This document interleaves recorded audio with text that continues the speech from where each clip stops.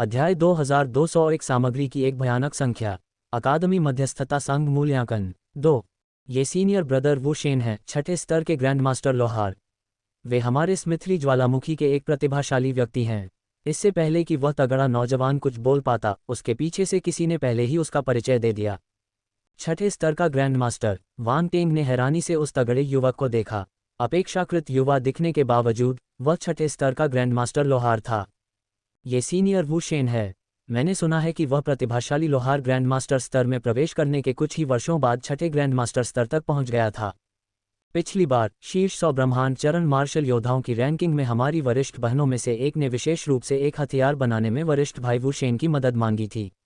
उन्होंने एक grand master 7वें स्तर की युद्ध तलवार तैयार की और एक बिजली आपदा को आकर्षित किया। तमाशा वास्तव में शानदार था। मुझे इस बारे में पता है। पहले तो उस वरिष्ठ बहन को केवल छठी रैंक की ग्रैंड मास्टर स्तर की युद्ध तलवार चाहिए थी। अंत में वरिष्ठ भाई वू शेन 7वें रैंक के ग्रैंड मास्टर स्तर की तलवार बनाने में कामयाब रहे। वरिष्ठ बहन लगभग रो पड़ी। ये सही है, मैं भावुक हो गया। वरिष्ठ भाई वू शेन की लोहारी में प्रतिभा वास्तव में उल्लेखनीय है। अल्पविराम। उसके आसपास हो रही चर्चाओं ने वांग टेंग के आश्चर्य को और बढ़ा दिया। उसके सामने खड़ा तगड़ा नौजवान वाकई एक प्रतिभाशाली व्यक्ति था जो बेहतरीन गुणवत्ता वाले हथियार बनाने में सक्षम था, जो वाकई एक दुर्लभ खोज थी। वरिष्ठ वू शेन, आप मुझे क्यों ढूंढ रहे हैं? वांग टेंग ने पूछा। वू शेन ने मुस्कुराते हुए कहा, यदि आप हथियार बनाने के लिए यहाँ आए हैं तो मैं आपके लिए इसका ध्यान रख सकता हूँ। वे ग्रैंड डिसिप्लिन स्वीकृति समारोह के दौरान मौजूद थे। वांग टेंग जैसी प्रतिभा उनके लिए एक बेहतरीन उम्मीदवार थी। पब फ्यूचर द्वारा विज्ञापन। ये सुनकर कि वू शेन स्वेच्छा से वांग टेंग के लिए एक हथियार बनाने की पेशकश कर रहा था, दर्शकों के दिलों में ईर्ष्या भर गई। भले ही वे एक महत्वपूर्ण कीमत चुकाने के लिए तैयार हों, फिर भी वे वू शेन की सेवाएं लेने में सक्षम नहीं हो पाएंगे। उनके जैसे प्रतिभाशाली लोग आमतौर पर केवल अन्य असाधारण प्रतिभाओं या शक्तिशाली व्यक्तियों की ही सेवा करते थे। वांग टेंग को यह थोड़ा मज़ेदार लगा। कोई अप्रत्याशित रूप से उसके लिए हथियार बनाने की पेशकश कर रहा था। ये पूरी तरह से गलतफहमी थी। क्या बात है छोटे भाई, क्या आपको कोई असुविधा है? वू शेन ने पूछा। ऐसा नहीं है, मैं आज यहाँ फोजिंग के लिए नहीं आया हूँ। मैं सिर्फ ये देखना चाहता हूँ कि क्या उनके पास कुछ विशिष्ट सामग्री है जिसकी मुझे ज़रूरत है, वांग टेंग ने समझाया। इस बारे में चिंता करने की कोई बात नहीं है। हमारे पास स्मिथली ज्वालामुखी में सभी तरह की सामग्री है। मेरे साथ चलो, वू शेन ने जोरदार हंसी के साथ कहा। उसने अनुमान लगाया कि वांग टेंग स्मिथली ज्वालामुखी के संसाधनों और पर्याप्त अंकों के साथ खरीद के लिए उपलब्ध कीमती धातुओं की प्रचुरता से परिचित नहीं था। वांग टेंग को वांग टेंग की खर्च करने की क्षमता पर संदेह नहीं था, इसलिए वह उसे प्रशासनिक भव्य हॉल में ले गया। वांग टेंग ने अपना सिर हिलाया और मुस्कुराया और अति उत्साही वरिष्ठ के पीछे भव्य हॉल में जाकर काउंटर के पास पहुंच गया। अरे रोगिना, मैं तुम्हारे लिए एक बड़ा ग्राहक लाया हूं। वू शेन काउंटर पर लेट गया और उसके पीछे खड़ी सुडौल महिला को संबोधित किया। वू शेन, जितना हो सके मुझसे दूर चले जाओ। मेरे पास तुम्हारा मनोरंजन करने का समय नहीं है, कामुक महिला ने मित्रता का कोई भाव न दिखाते हुए अपनी आंखें घुमाते हुए कहा। वू शेन ने अपना सिर खुजाते हुए कहा, इस बार मैं मजाक नहीं कर रहा हूँ। ये वांग टेंग है, तुम्हें उसे जानना चाहिए। वह यहाँ सामग्री का आदान प्रदान करने आया है। वह एक तरफ हट गया और उसके पीछे वांग टेंग दिखाई दिया। इन शारीरिक साधकों के शरीर अविश्वसनीय रूप से मजबूत थे, जिससे वांग टेंग उनकी तुलना में काफ़ी छोटा लग रहा था। अभी उसका शरीर उसके सामने खड़े विशाल व्यक्तियों के कारण पूरी तरह से छिप गया था, जिससे आगे खड़े लोगों के लिए उसे देखना असंभव हो गया था। जूनियर वांग टेंग। रोगिना की आंखें चमक उठी जब उसने अपने पीछे वांग टेंग की आकृति देखी। पब फ्यूचर द्वारा विज्ञापन। उसने उसे पहचान लिया और आखिरकार वू शेन की बातों पर यकीन कर लिया। इस बार ऐसा लग रहा था कि वह किसी भरोसेमंद व्यक्ति को लेकर आया था। नमस्ते वरिष्ठ बहन, मैं देखना चाहता हूं कि क्या आपके पास ये सामग्री है। वांग टेंग ने उसे एक सूची सौंपी। सामग्री की इतनी बड़ी सूची देखकर रोगिना क्षण भर के लिए अचंभित रह गई। उसके लाल होंठ थोड़े से खुल गए, ये बहुत ज्यादा लग रहा था। यहाँ तक कि पास में खड़ा वू शेन भी दंग रह गया। किस तरह के हथियार के लिए इतनी सारी सामग्री की जरूरत होती है? जूनियर वांग टेंग, क्या आप कई प्रकार के हथियार बनाने की योजना बना रहे हैं? उन्होंने पूछा। नहीं, सिर्फ एक, वांग टेंग ने जवाब दिया। एक हथियार के लिए इतनी सारी सामग्री की आवश्यकता होती है? वू शेन ने अपनी आंखें चौड़ी कर लीं और उसके चेहरे पर ऐसा भाव था जो स्पष्ट रूप से कह रहा था, क्या तुम मजाक कर रहे हो? कई वर्षों तक स्मिथली का अध्ययन करने के बाद उन्होंने कभी ऐसा हथियार नहीं देखा था जिसके लिए इतनी व्यापक सामग्री की आवश्यकता होती है। ये फोजिंग के मूल सिद्धांतों के विपरीत था। रुबीना भी उतनी ही हैरान थी, उसने आश्चर्य से देखा। हालांकि यह वाकई एक महत्वपूर्ण ग्राहक था, लेकिन सूची बहुत लंबी थी। ऊपर सूचीबद्ध घनी सामग्री ने उसे अनिश्चित बना दिया कि क्या वह सब कुछ पा सकेगी।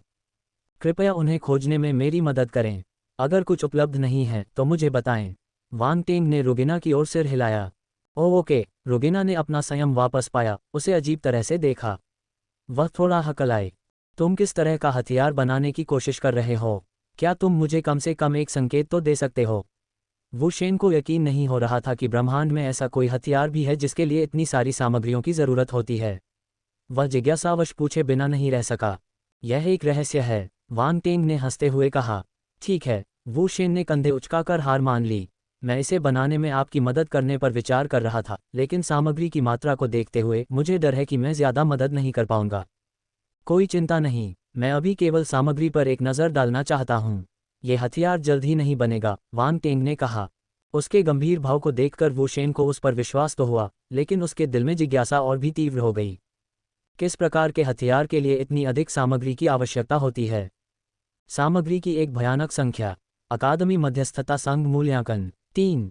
वांग टेंग, आपकी आवश्यक सामग्री की जांच कर ली गई है और हमारे पास उनमें से केवल आधी ही उपलब्ध है। रुबीना ने थोड़ा हैरान होते हुए काउंटर के पीछे से सूचना दी। ऐसी स्थिति पहले कभी नहीं आई थी। स्मिथ्री ज्वालामुखी सभी आवश्यक सामग्री उपलब्ध नहीं करा सका और लगभग आधी अनुपलब्ध थी। सिर्फ आधा। वांग टेंग ने भौहें सिकोड़ते हुए अंदर ही अंदर आहें भरते हुए पूछा, इन सामग्रियों के बदले मुझे कितने पॉइंट चाहिए? रुबीना ने उत्तर दिया, इसके लिए 1.39 मिलियन अंकों की आवश्यकता होगी। ठीक है, मैं उन्हें बदल दूंगा, वांग टेंग ने बिना किसी हिचकिचाहट के कहा। बस ऐसे ही? रुबीना ने आश्चर्यचकित होकर उसकी ओर देखा। ये 10 लाख से ज्यादा अंक थे। यहाँ तक कि ब्रह्मांड स्तर के मार्शल योद्धा भी इतने अमीर नहीं होंगे। नहीं तो क्या मुझे इतनी दूर से आने के बाद खाली हाथ ही लौटना पड़ेगा? वांग टेंग ने सहजता से कहा। जल्दी करो। ठीक है, ठीक है। रुबीना ने जल्दी से सिर हिलाया। हालांकि वह एक पल के लिए झिझकी। क्या होगा अगर वांग टेंग के पास पर्याप्त अंक नहीं हैं? आखिरकार इतनी सारी सामग्री इकट्ठा करना कोई मजाक की बात नहीं थी। वांग टेंग ने उसकी झिझक को देखा और मुस्कुराते हुए पूछा, क्या आप ये सत्यापित करना चाहते हैं कि मेरे पास पर्याप्त अंक हैं या नहीं? पब फ्यूचर द्वारा विज्ञापन। कोई ज़रूरत नहीं, मुझे लगता है कि तुम मुझे धोखा नहीं दोगे। रुबीना ने तुरंत अपना सिर हिलाया। वह उसकी बातों पर सवाल उठाकर उसे नाराज नहीं करना चाहती थी। रुबीना, आपने वांग टेंग को कमा का। उन्होंने फ्रेशमैन लीडर बोर्ड पर एक रिकॉर्ड बनाया और अकादमी ने उन्हें सीधे 1 मिलियन अंकों से पुरस्कृत किया। वह इन 1.29 मिलियन अंकों का खर्च उठा सकते हैं, वू शेन ने मुस्कुराते हुए कहा। रुबीना को अचानक एहसास हुआ, उसकी आंखें चमक उठीं। उसने सिर हिलाया और जल्दी से वांग टेंग को एक्सचेंज प्रक्रिया में मदद करने के लिए मुड़ी। उसे इस बड़े ग्राहक को नहीं छोड़ना चाहिए। आसपास के अन्य कर्मचारी ईर्ष्या से लगभग लाल हो रहे थे।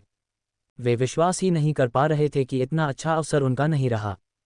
कुछ ही देर बाद एक स्टाफ सदस्य जल्दी से आया और रुबीना को एक अंतरिक्ष उपकरण सौंप दिया। रुबीना ने सिर हिलाया और जल्दी से वांग टेंग के पास चली गई। उसने कहा, वांग टेंग, आपको जो भी सामान चाहिए वो यहाँ है। कृपया जांच लें कि क्या आपको उन्हें गिनने की ज़रूरत है। ज़रूर। वांग टेंग ने सिर हिलाया और राउंड बॉल को इन्वेंट्री में मदद करने दिया, जबकि वह अंक का भुगतान करने के लिए रुबीना का पीछा करता रहा। कुल 1.39 मिलियन अंक चुरा लिए गए। वांग टेंग को थोड़ी हिचकिचाहट महसूस हुई। इन सामग्रियों को खरीदने के बाद उसके पास केवल 2.34 मिलियन अंक बचे। अंक प्राप्त करना वास्तव में आसान नहीं था। क्या आपको सारे अंक खर्च करने का दुख है? वू शेन ने वांग टेंग के हाव भाव देखकर चिढ़ाते हुए पूछा। पब फ्यूचर द्वारा विज्ञापन। थोड़ा सा, वांग टेंग ने आह भरते हुए स्वीकार किया। लेकिन आपकी उदारता प्रभावशाली है। आधे से भी कम सामग्री के लिए 1.39 मिलियन अंक खर्च किए गए हैं और शेष आधे के लिए शायद और भी अधिक की आवश्यकता होगी। मैं देख रहा हूं कि कुछ मुख्य सामग्रियां अभी भी गायब हैं, वू शेन ने टिप्पणी की। वांग टेंग ने मुंह सिकोड़ते हुए कहा, वरिष्ठ, क्या आपने नहीं कहा था कि यहाँ सब कुछ उपलब्ध है? वू शेन के चेहरे पर उदासी छा गई। उसे लगा जैसे उसके चेहरे पर तमाचा मारा गया हो। उन्होंने उम्मीद नहीं की थी कि वांग टेंग को जो सामग्री चाहिए होगी वह इतनी विशिष्ट होगी। वे सामान्य फोर्जिंग सामग्री नहीं थीं। बाकी सामग्री उपलब्ध हो सकती है और यदि जूनियर वांग टेंग को उनकी आवश्यकता होगी तो हम संपर्क जानकारी का आदान प्रदान कर सकते हैं। जैसे ही कोई खबर होगी मैं आपको सूचित करूंगा, रुबीना ने उत्सुकता से वांग टेंग को देखते हुए सुझाव दिया। उनके जैसे अच्छे ग्राहक को दीर्घकालिक ग्राहक के रूप में विकसित किया जाना चाहिए, विशेषकर उनकी असाधारण प्रतिभा को देखते हुए। वांग टेंग ने सहमति जताते हुए रुबिना से संपर्क जानकारी का आदान प्रदान किया। लेन देन पूरा करने के बाद वह चला गया। वू शेन ने कहा, किसी भी समय वापस आइए और यदि आपको किसी चीज़ की आवश्यकता हो तो मुझे बताइए। धन्यवाद सीनियर, वांग टेंग ने हल्के से मुस्कुराते हुए कहा। सीनियर के अत्यधिक उत्साह के बावजूद वह एक सभ्य व्यक्ति लग रहा था। उन दोनों ने संपर्कों का आदान प्रदान किया। संपर्क जानकारी का आदान प्रदान करने के बाद वांग टेंग और वू शेन अलग हो गए। जैसे ही वांग टेंग अंतरिक्ष यान में सवार होने वाले थे, राउंड बॉल ने एक संदेश खोला। वांग टेंग, अकादमी मध्यस्थता समिति ने एक संदेश भेजा है। अकादमी मध्यस्थता संघ। वांग टेंग को कुछ देर के लिए आश्चर्य हुआ और जैसे ही उसने संदेश को जल्दी से पढ़ा, उसके चेहरे पर कुछ अस्पष्ट मुस्कान आ गई। क्या उन्होंने मुझे एसोसिएट काउंसिल सदस्य पदोन्नति मूल्यांकन में भाग लेने के लिए सूचित किया था? क्या वे नहीं जानते कि मैंने पहले ही इस एसोसिएट काउंसिल सदस्य पद को अस्वीकार कर दिया है? या फिर वे मान रहे हैं कि मैं जाऊंगा? राष्ट्रपति जी, आपको मेरी मदद करनी होगी। क्या तुम जा रहे हो? राउंड बॉल ने उत्सुकता से पूछा। वह वांग टेंग के स्वभाव को जानता था और वह ऐसा व्यक्ति नहीं था जिसे धमकाया जा सके। अकादमी मध्यस्थता संघ के कार्यों से स्पष्ट रूप से संकेत मिलता है कि उन्होंने उसकी इच्छाओं को गंभीरता से नहीं लिया। इसका मतलब साफ था, अकादमी के अनुरोध के आधार पर उन्होंने उसे एसोसिएट काउंसिल के सदस्य का दर्जा दे दिया, चाहे वह उसे पसंद हो या नहीं। इस रवैये से अकादमी मध्यस्थता एसोसिएशन की कुछ हद तक दबंग प्रकृति का पता चलता है। शायद इतने वर्षों में किसी ने भी उनके अधिकार को चुनौती देने का साहस नहीं किया, जिसके कारण उन्होंने यह मान लिया कि यह उनका सही पद है। दुर्भाग्यवश वांग टेंग दूसरों के साथ सहयोग करने या उनके साथ खेलने वाला व्यक्ति नहीं था। खैर, जब तक कि वह व्यक्ति उसका मित्र न हो। अगर उसके दोस्त अपनी ताकत दिखाना चाहते थे तो उसे उनके साथ सहयोग करने में कोई आपत्ति नहीं थी। अगर वह अभी सहयोग करता तो वे बाद में भी उसके साथ सहयोग करते। हालांकि शत्रुतापूर्ण व्यक्तियों के लिए नियम सरल था, उन्हें उससे यथासंभव दूर रहना चाहिए। वांग टेंग के लिए अकादमी मध्यस्थता संघ में शामिल होना एक विकल्प था, कोई आवश्यकता नहीं। इस पर विचार करने के बाद उसने निर्णय लिया, जरूर, क्यों नहीं। वांग टेंग की आंखें चमक उठीं और वह मुस्कुराया। अकादमी मध्यस्थता संघ में शामिल होना जरूरी है। मैं स्टेलम मध्यस्थता परिषद में दिलचस्पी रखता हूँ। स्टेलम मध्यस्थता परिषद में प्रवेश के लिए अकादमी मध्यस्थता संघ में शामिल होना एक शर्त है। मैं पाक परिवार से निपटना चाहता हूँ और ऐसा करने के लिए मुझे ब्रह्मांड में एक दुर्जय शक्ति बनना होगा। हालांकि यह बात सच है, लेकिन पिछली बार तो तुमने कहा ही नहीं था कि तुम जाना नहीं चाहते। फिर तुम्हारा मन क्यों बदल गया? राउंड बॉल ने उत्सुकता से पूछा। Ads by pub future. इस संदेश को देखिए, उन्होंने मुझे एसोसिएट काउंसिल सदस्य पदोन्नति मूल्यांकन में भाग लेने के लिए सूचित किया है। ऐसा लगता है कि उनके दो उद्देश्य हैं, वांग टेंग ने मुस्कुराते हुए जवाब दिया। इसका उद्देश्य क्या है? राउंड बॉल ने भौहें सिकोड़ते हुए कहा। क्या ये सिर्फ आपको मूल्यांकन में भाग लेने के लिए नहीं है? अपने सरल मन को देखो, क्या तुम एक बुद्धिमान जीव नहीं हो? वांग टेंग ने तिरस्कारपूर्वक कहा। मैं? राउंड बॉल को कुछ अवाक महसूस हुआ। इस आदमी ने हर मोड़ पर इसकी आलोचना की। इसमें गरिमा भी थी। इसके अलावा एक बुद्धिमान जीवन रूप के रूप में यह आभासी दुनिया में अधिक उपयोगी था।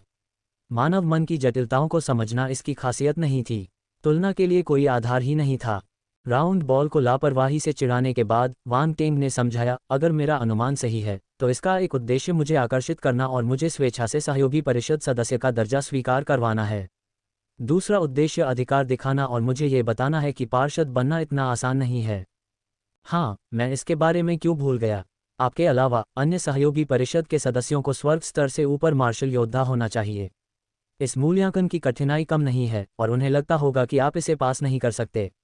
राउंड बॉल को अचानक एहसास हुआ और उसने कहा, यह सही है, वे मानते हैं कि मैं इस मूल्यांकन में पास नहीं हो पाऊंगा। वांग टेंग ने अपनी आंखों में चमक के साथ कहा। वह हंसा और आगे बोला, इसलिए मैं उन्हें अपनी मर्जी से काम करने नहीं दे सकता। हालांकि मैं मूल्यांकन में भाग नहीं लूंगा। इसके बजाय मैं सीधे पार्षद का पद मांगने जाऊंगा। मुझे ये पार्षद पद चाहिए। आप इसे कैसे करने की योजना बना रहे हैं? राउंड बॉल ने जिज्ञासा से उसकी ओर देखा, ये जानने की कोशिश करते हुए कि उसकी आत्मविश्वास भरी योजना क्या है। वांग टेंग ने बिना विस्तार से बताए कहा, मुझे राष्ट्रपति से संपर्क करने में मदद करें। राष्ट्रपति और अन्य लोगों ने पहले ही अपनी संपर्क जानकारी छोड़ दी थी, जिससे वांग टेंग किसी भी समय उनसे संपर्क कर सकते थे। राउंड बॉल को आश्चर्य हुआ कि वांग टेंग क्या करने जा रहा है। एक संदिग्ध भाव के साथ उसने राष्ट्रपति से संपर्क किया। जल्द ही स्क्रीन चमक उठी और राष्ट्रपति की आकृति उभरी। इस समय वह एक ऐसे मैदान में थे जो अजीबोगरीब फूलों और पौधों से भरा हुआ था। राष्ट्रपति ने अपने हाथ में मिट्टी का एक छोटा टुकड़ा पकड़ा और उसे लापरवाही से पूरे मैदान में बिखेर दिया। उसके चेहरे पर मुस्कान थी और वह कोई प्राचीन धुन गुनगुना रहा था। ये स्पष्ट था कि वह 5 रंगों वाली मिट्टी से निपट रहा था जिसे उसने देव अवस्था अग्नि तत्व मार्शल योद्धा से जीता था। उसका मूड बहुत बढ़िया था। Ads by pub future. Wang Teng को देखकर वह और भी अधिक मिलनसार हो गया। कितना अच्छा बच्चा है। अपने कामकाज को निपटाते हुए उसने मुस्कराते हुए पूछा, छोटे, तुम इतनी जल्दी मेरे पास कैसे आ गई? राष्ट्रपति जी, आपको मेरी मदद करनी होगी, वांग टेंग ने राष्ट्रपति को देखते ही चिल्लाकर कहा। राउंड बॉल थोड़ा स्तब्ध था। उसने अभी अभी आत्मविश्वास भरा व्यवहार दिखाया था, लेकिन अब वह बहुत परेशान दिख रहा था। उसने अपनी अभिव्यक्ति बहुत जल्दी बदल ली। ओह! राष्ट्रपति ने उसकी ओर देखा। इस समय वह थोड़ा हैरान था। उसने आश्चर्य से पूछा, क्या हुआ? वांग टेंग ने कहा, राष्ट्रपति जी, किसी ने मुझे धमकाया है। कौन तुम्हें धमका सकता है? राष्ट्रपति ने थोड़ा अविश्वास से पूछा। वह इस आदमी की ताकत को अच्छी तरह से जानता था। आम लोग उसे बिल्कुल भी नहीं धमका सकते थे। इसके अलावा अब उसकी शक्ल देखकर ऐसा लग रहा था कि उसे धमकाया नहीं जा रहा है। अकादमी मध्यस्थता एसोसिएशन, वांग टेंग ने उत्तर दिया। क्या हो रहा है? मुझे बताओ। राष्ट्रपति कुछ सोच रहे थे। उन्होंने अपनी भौहें सिकोड़ते हुए पूछा। अकादमी मध्यस्थता संघ बहुत आगे निकल गया है, वांग टेंग ने स्थिति को बड़ा चढ़ाकर बताया, दयनीय ढंग से कहानी सुनाई। अध्यक्ष महोदय, आपको मूल्यांकन की कठिनाई का एहसास होना चाहिए। मैं तो बस एक नया छात्र हूँ, एक साधारण ब्रह्मांड मंच योद्धा। मैं कैसे पास हो सकता हूँ? क्या वे सिर्फ लोगों को धमका नहीं रहे हैं? अध्यक्ष की भौहें और गहरी हो गईं। ऐसा लग रहा था कि अकादमी मध्यस्थता संघ ने हद पार कर दी है। यह कोई आश्चर्य की बात नहीं थी कि यह बच्चा शिकायत करने उनके पास आया था। लेकिन फिर उसकी अभिव्यक्ति थोड़ी अजीब हो गई। नवा आगंतुक, मात्र एक ब्रह्मांड स्तर का युद्ध योद्धा। कितने ब्रह्मांड स्तर के योद्धा आपके समान राक्षसी हैं?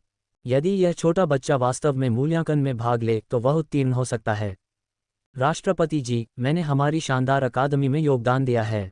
मैंने कड़ी मेहनत की है। भले ही मेरे पास योग्यता न हो, लेकिन मेरे पास कठिनाइयां हैं।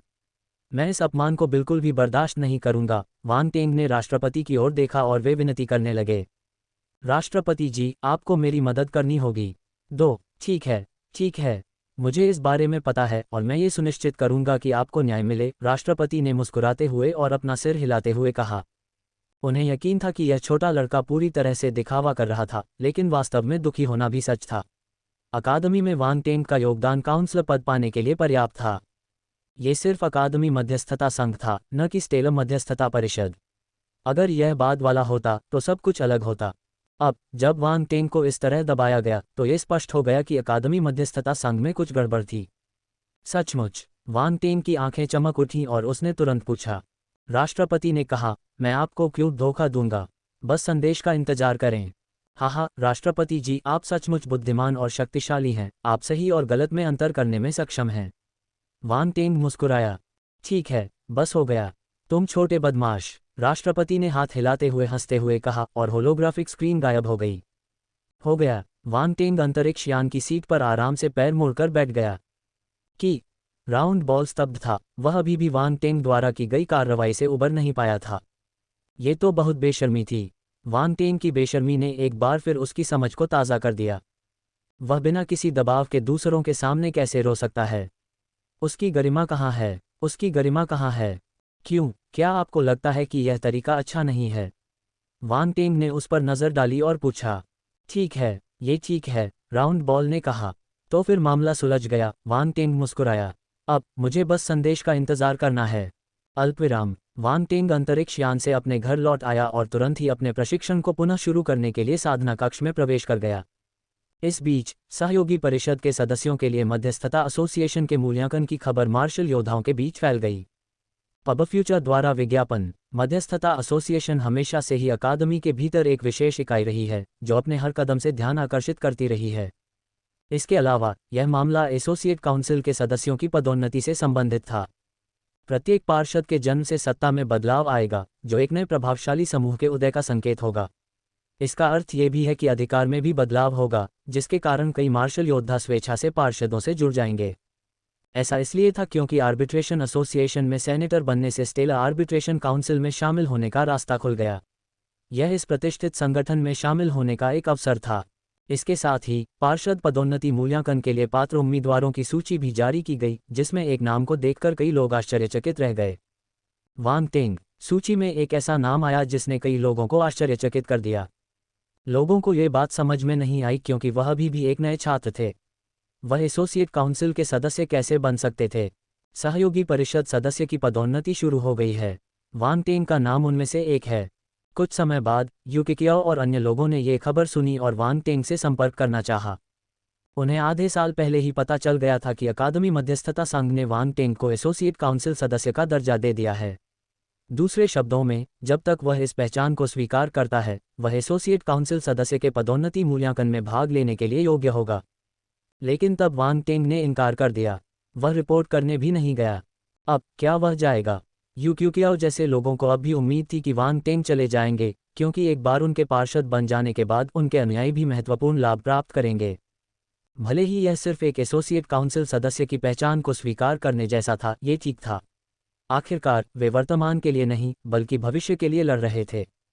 नक्षत्र सोसाइटी के मुख्य सदस्य इस मामले पर चर्चा करने के लिए एकत्र हुए। वांग टेंग अकादमी मध्यस्थता संघ के एक सहयोगी परिषद सदस्य हैं। बाइचुवान लियू, ताई बेशा और अन्य लोगों ने आश्चर्य से यू किकियाओ को देखा। हालांकि कई अंदरूनी लोगों को पता था कि वांग टेंग को 6 महीने पहले अकादमी मध्यस्थता संघ से एक सहयोगी परिषद सदस्य के रूप में नियुक्ति का नोटिस मिला था, लेकिन वे अकादमी मध्यस्थता संघ के भीतर संपर्क रखने वाले लोग थे। बाइचुवान लियू, ताई बेशा और अन्य लोगों को इसके बारे में पता नहीं था, इसलिए वे अभी भी इस मामले से अनजान थे। हाँ, यू किकियाओ ने सिर हिलाया। बहुत से लोग इस बारे में जानते थे, इसलिए इसे छिपाने की कोई ज़रूरत नहीं थी। इसके अलावा चूंकि इसमें वांग टेंग शामिल था, उसने अनुमान लगाया कि यह इतना आसान नहीं था। यही वजह थी कि उसने इस पर चर्चा करने के लिए सभी से संपर्क किया। पब फ्यूचर द्वारा विज्ञापन, उसने मना क्यों किया? ताई बेइशा ने आश्चर्य से पूछा। यू किकियाओ ने संक्षेप में मामले का कारण और प्रभाव समझाया। अगर मैं होता तो भले ही मुझे कुछ अनुचित व्यवहार का सामना करना पड़ता, मुझे डर है कि मैं इसे स्वीकार कर लूंगा। आखिरकार यह एक सहयोगी परिषद सदस्य की स्थिति है। हालांकि अब पदोन्नति मिलना संभव नहीं है, लेकिन एक बार जब मैं स्वर्ग के स्तर पर पहुंच जाता हूं, तो पार्षद बनने का अच्छा मौका है। वू यान ने कड़वाहट से मुस्कुराया। वांग टेंग हमसे अलग है। रेनॉल्ड्स ने अपना सिर हिलाया। बाइचुवान लियू ने उदासीनता से कहा, लोग अलग अलग होते हैं और ये परेशान करने वाला है। क्या हम उससे सीधे पूछें? यू किकियाओ ने पूछा। उससे सीधे पूछना बेहतर है। इस मामले में दूसरे लोग उसके लिए फैसला नहीं कर सकते, यू युनशियान ने कहा। आप ठीक कह रहे हैं। यू किकियाओ ने आह भरी। उसने अपनी कलाई घड़ी चालू की और वांग टेंग से संपर्क किया। संचार जल्दी से स्थापित हो गया और वांग टेंग मुस्कुराते हुए स्क्रीन पर दिखाई दिए। क्या यह मध्यस्थता एसोसिएशन के बारे में है? ऐसा लगता है कि आप पहले से ही जानते हैं, यू किकियाओ ने कहा। मुझे ये संदेश बहुत पहले ही मिल गया था। आपको इस बारे में चिंता करने की ज़रूरत नहीं है। मैंने इसे पहले ही हल कर लिया है और जल्द ही आपको इस बारे में खबर मिलेगी। ये पहले ही हल हो चुका है। यू किकियाओ और अन्य लोग दंग रह गए। वे अभी भी इसके बारे में चिंता कर रहे थे और वांग टेंग ने पहले ही इसे हल कर लिया था। ये काफ़ी तेजी से हुआ। वांग टेंग ने कहा, हाँ, कुछ ही दिनों में परिणाम सामने आ जाएंगे। आपने इसे कैसे हल किया? यू किकियाओ ने पूछा। खांसी। गोपनीय। गोपनीय। वांग टेंग ने अपना गला साफ किया और कहा, तुम इतना गुप्त क्यों हो? यू किकियाओ अवाक रह गई। फिर उसने पूछा, क्या तुम अभी भी मध्यस्थता संघ में शामिल हो सकते हो? हाँ, वांग टेंग ने सिर हिलाया। और सिर्फ एसोसिएट काउंसिल का सदस्य नहीं। यू किकियाओ और अन्य लोगों के चेहरे पर तुरंत आश्चर्य झलकने लगा। अगर वह एसोसिएट काउंसिल का सदस्य नहीं था, तो वह एक साधारण मध्यस्थता संघ का सदस्य भी नहीं हो सकता था। केवल एक ही संभावना थी, पार्षद। वे आश्चर्य से आंखें फाड़कर देखने लगे। क्या वह पार्षद बनेगा? जैसा कि सभी जानते हैं, अकादमी मध्यस्थता संघ में पार्षद बनना बेहद मुश्किल था। इसके लिए कई चयन और मूल्यांकन की आवश्यकता थी, जिसमें बड़ी संख्या में उम्मीदवार पास नहीं हो पाए। अन्यथा अकादमी मध्यस्थता संघ ने वांग टेंग की पदोन्नति को रोकने के लिए इसका इस्तेमाल नहीं किया होता।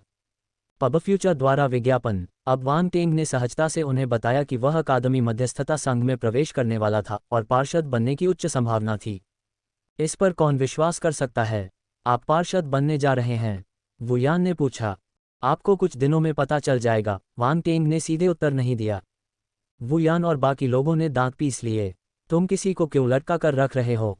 क्या वह उनकी जिज्ञासा शांत नहीं कर सकता था? वांग टेंग ने ज्यादा कुछ नहीं कहा।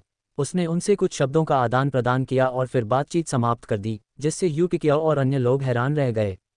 वे कड़वी मुस्कान के साथ मुस्कुराए। यह आदमी बहुत क्रोधित करने वाला है, यूकिकियो ने असहाय होकर कहा। हे, इस बारे में बात करते हुए, अगर बॉस अकादमी मध्यस्थता संघ में पार्षद बन जाता है तो हम अकादमी में जो चाहें कर सकते हैं। वेड अचानक हंस पड़ा। चलो, अगर वह पार्षद भी बन जाता है तो भी कई अड़चनें होंगी और उससे भी ज़्यादा लोग उस पर नज़र रखेंगे। थोड़ी सी भी गलती की कोई गुंजाइश नहीं है, यूकिकियो ने आंखें घुमाते हुए जवाब दिया। मैं तो बस बात कर रहा था। वेड ने अजीब तरह से अपना सिर खुजलाया। लेकिन यह वास्तव में अच्छी बात है, यूकिकियो ने फिर मुस्कुराते हुए कहा, अगर वह पार्षद बन सकता है तो हमें बहुत सारी सुविधाएं मिल सकती हैं। वह इतनी जल्दी पार्षद कैसे बन गया? वुयान ने कुछ ईर्ष्या से पूछा। हर कोई उसका मजाक उड़ाता था। वास्तव में जब ईर्ष्या की बात आती थी तो वे भी इससे अछूते नहीं थे। वांग टेंग वास्तव में मूल्यांकन सूची में आ गया है। ये समाचार सुनते ही फैंग किंग्यान के चेहरे पर थोड़ा बदलाव आया। कौन जानता है? यूकिकियो ने कंधे उचका दिए। उससे ईर्ष्या मत करो। इतने सालों से 7 तारकीय अकादमियों में सिर्फ एक वांग टेंग है। तुम उससे ईर्ष्या नहीं कर सकते। रेनॉल्ड्स ने उसके कंधे पर थपथपाया और हंसा। मैं ईर्ष्यालु नहीं हूं, वुयान ने थोड़ा मुंह बनाते हुए कहा, लेकिन ये स्पष्ट था कि वह ईमानदार नहीं था। हर कोई उसका मजाक उड़ाता था। वास्तव में जब ईर्ष्या की बात आती थी तो वे भी इससे अछूते नहीं थे। वांग टेंग वास्तव में मूल्यांकन सूची में आ गया है। ये समाचार सुनते ही फैंग किंग्यान के चेहरे पर थोड़ा बदलाव आया। उन्होंने शुरू में वांग टेंग के खिलाफ लापरवाही से कार्रवाई करने का साहस इसलिए किया क्योंकि उनका मानना था कि वांग टेंग को अकादमी मध्यस्थता संघ द्वारा काली सूची में डाल दिया गया था और 7 न्यायाधीशों द्वारा उनका पक्ष नहीं लिया गया था। लेकिन अब वांग टेंग को फिर से मूल्यांकन सूची में देखकर इसका मतलब था कि वांग टेंग के सहयोगी परिषद सदस्य में कोई बदलाव नहीं हो सकता।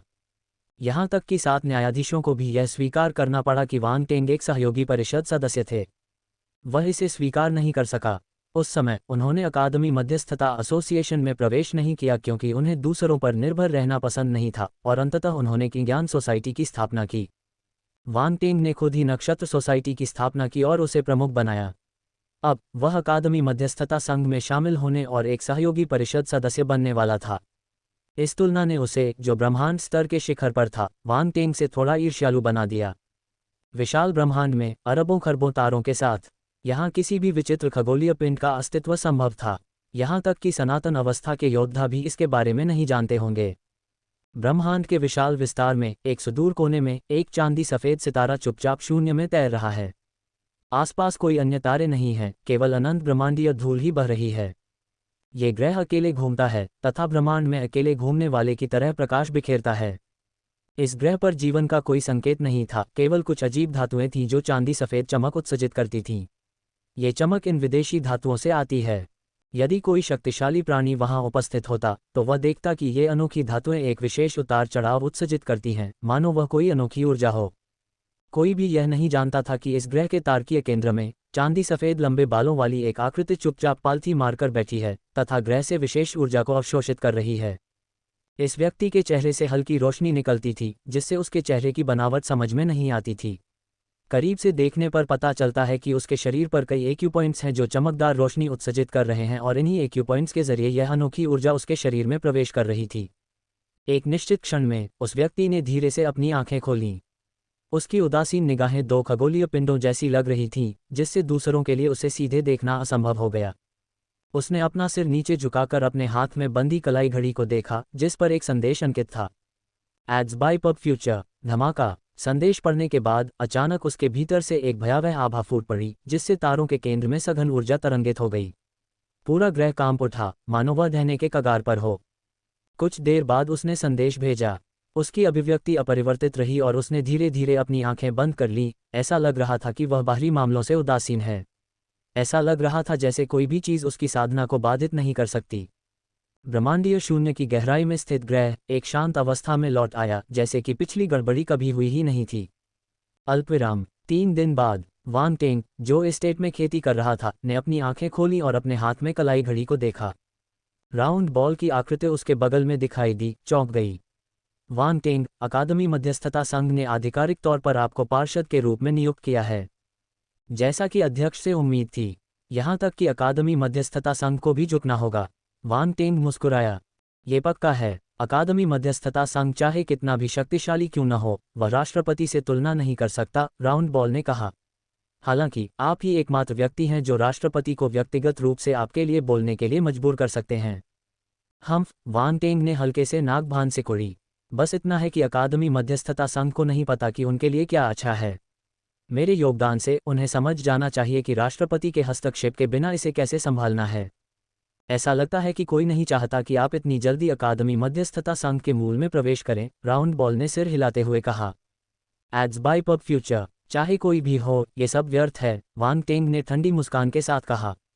राउंड बॉल ने कहा, अकादमी मध्यस्थता एसोसिएशन ने आपको हस्तांतरण प्रक्रिया के लिए वहां जाने के लिए कहा था।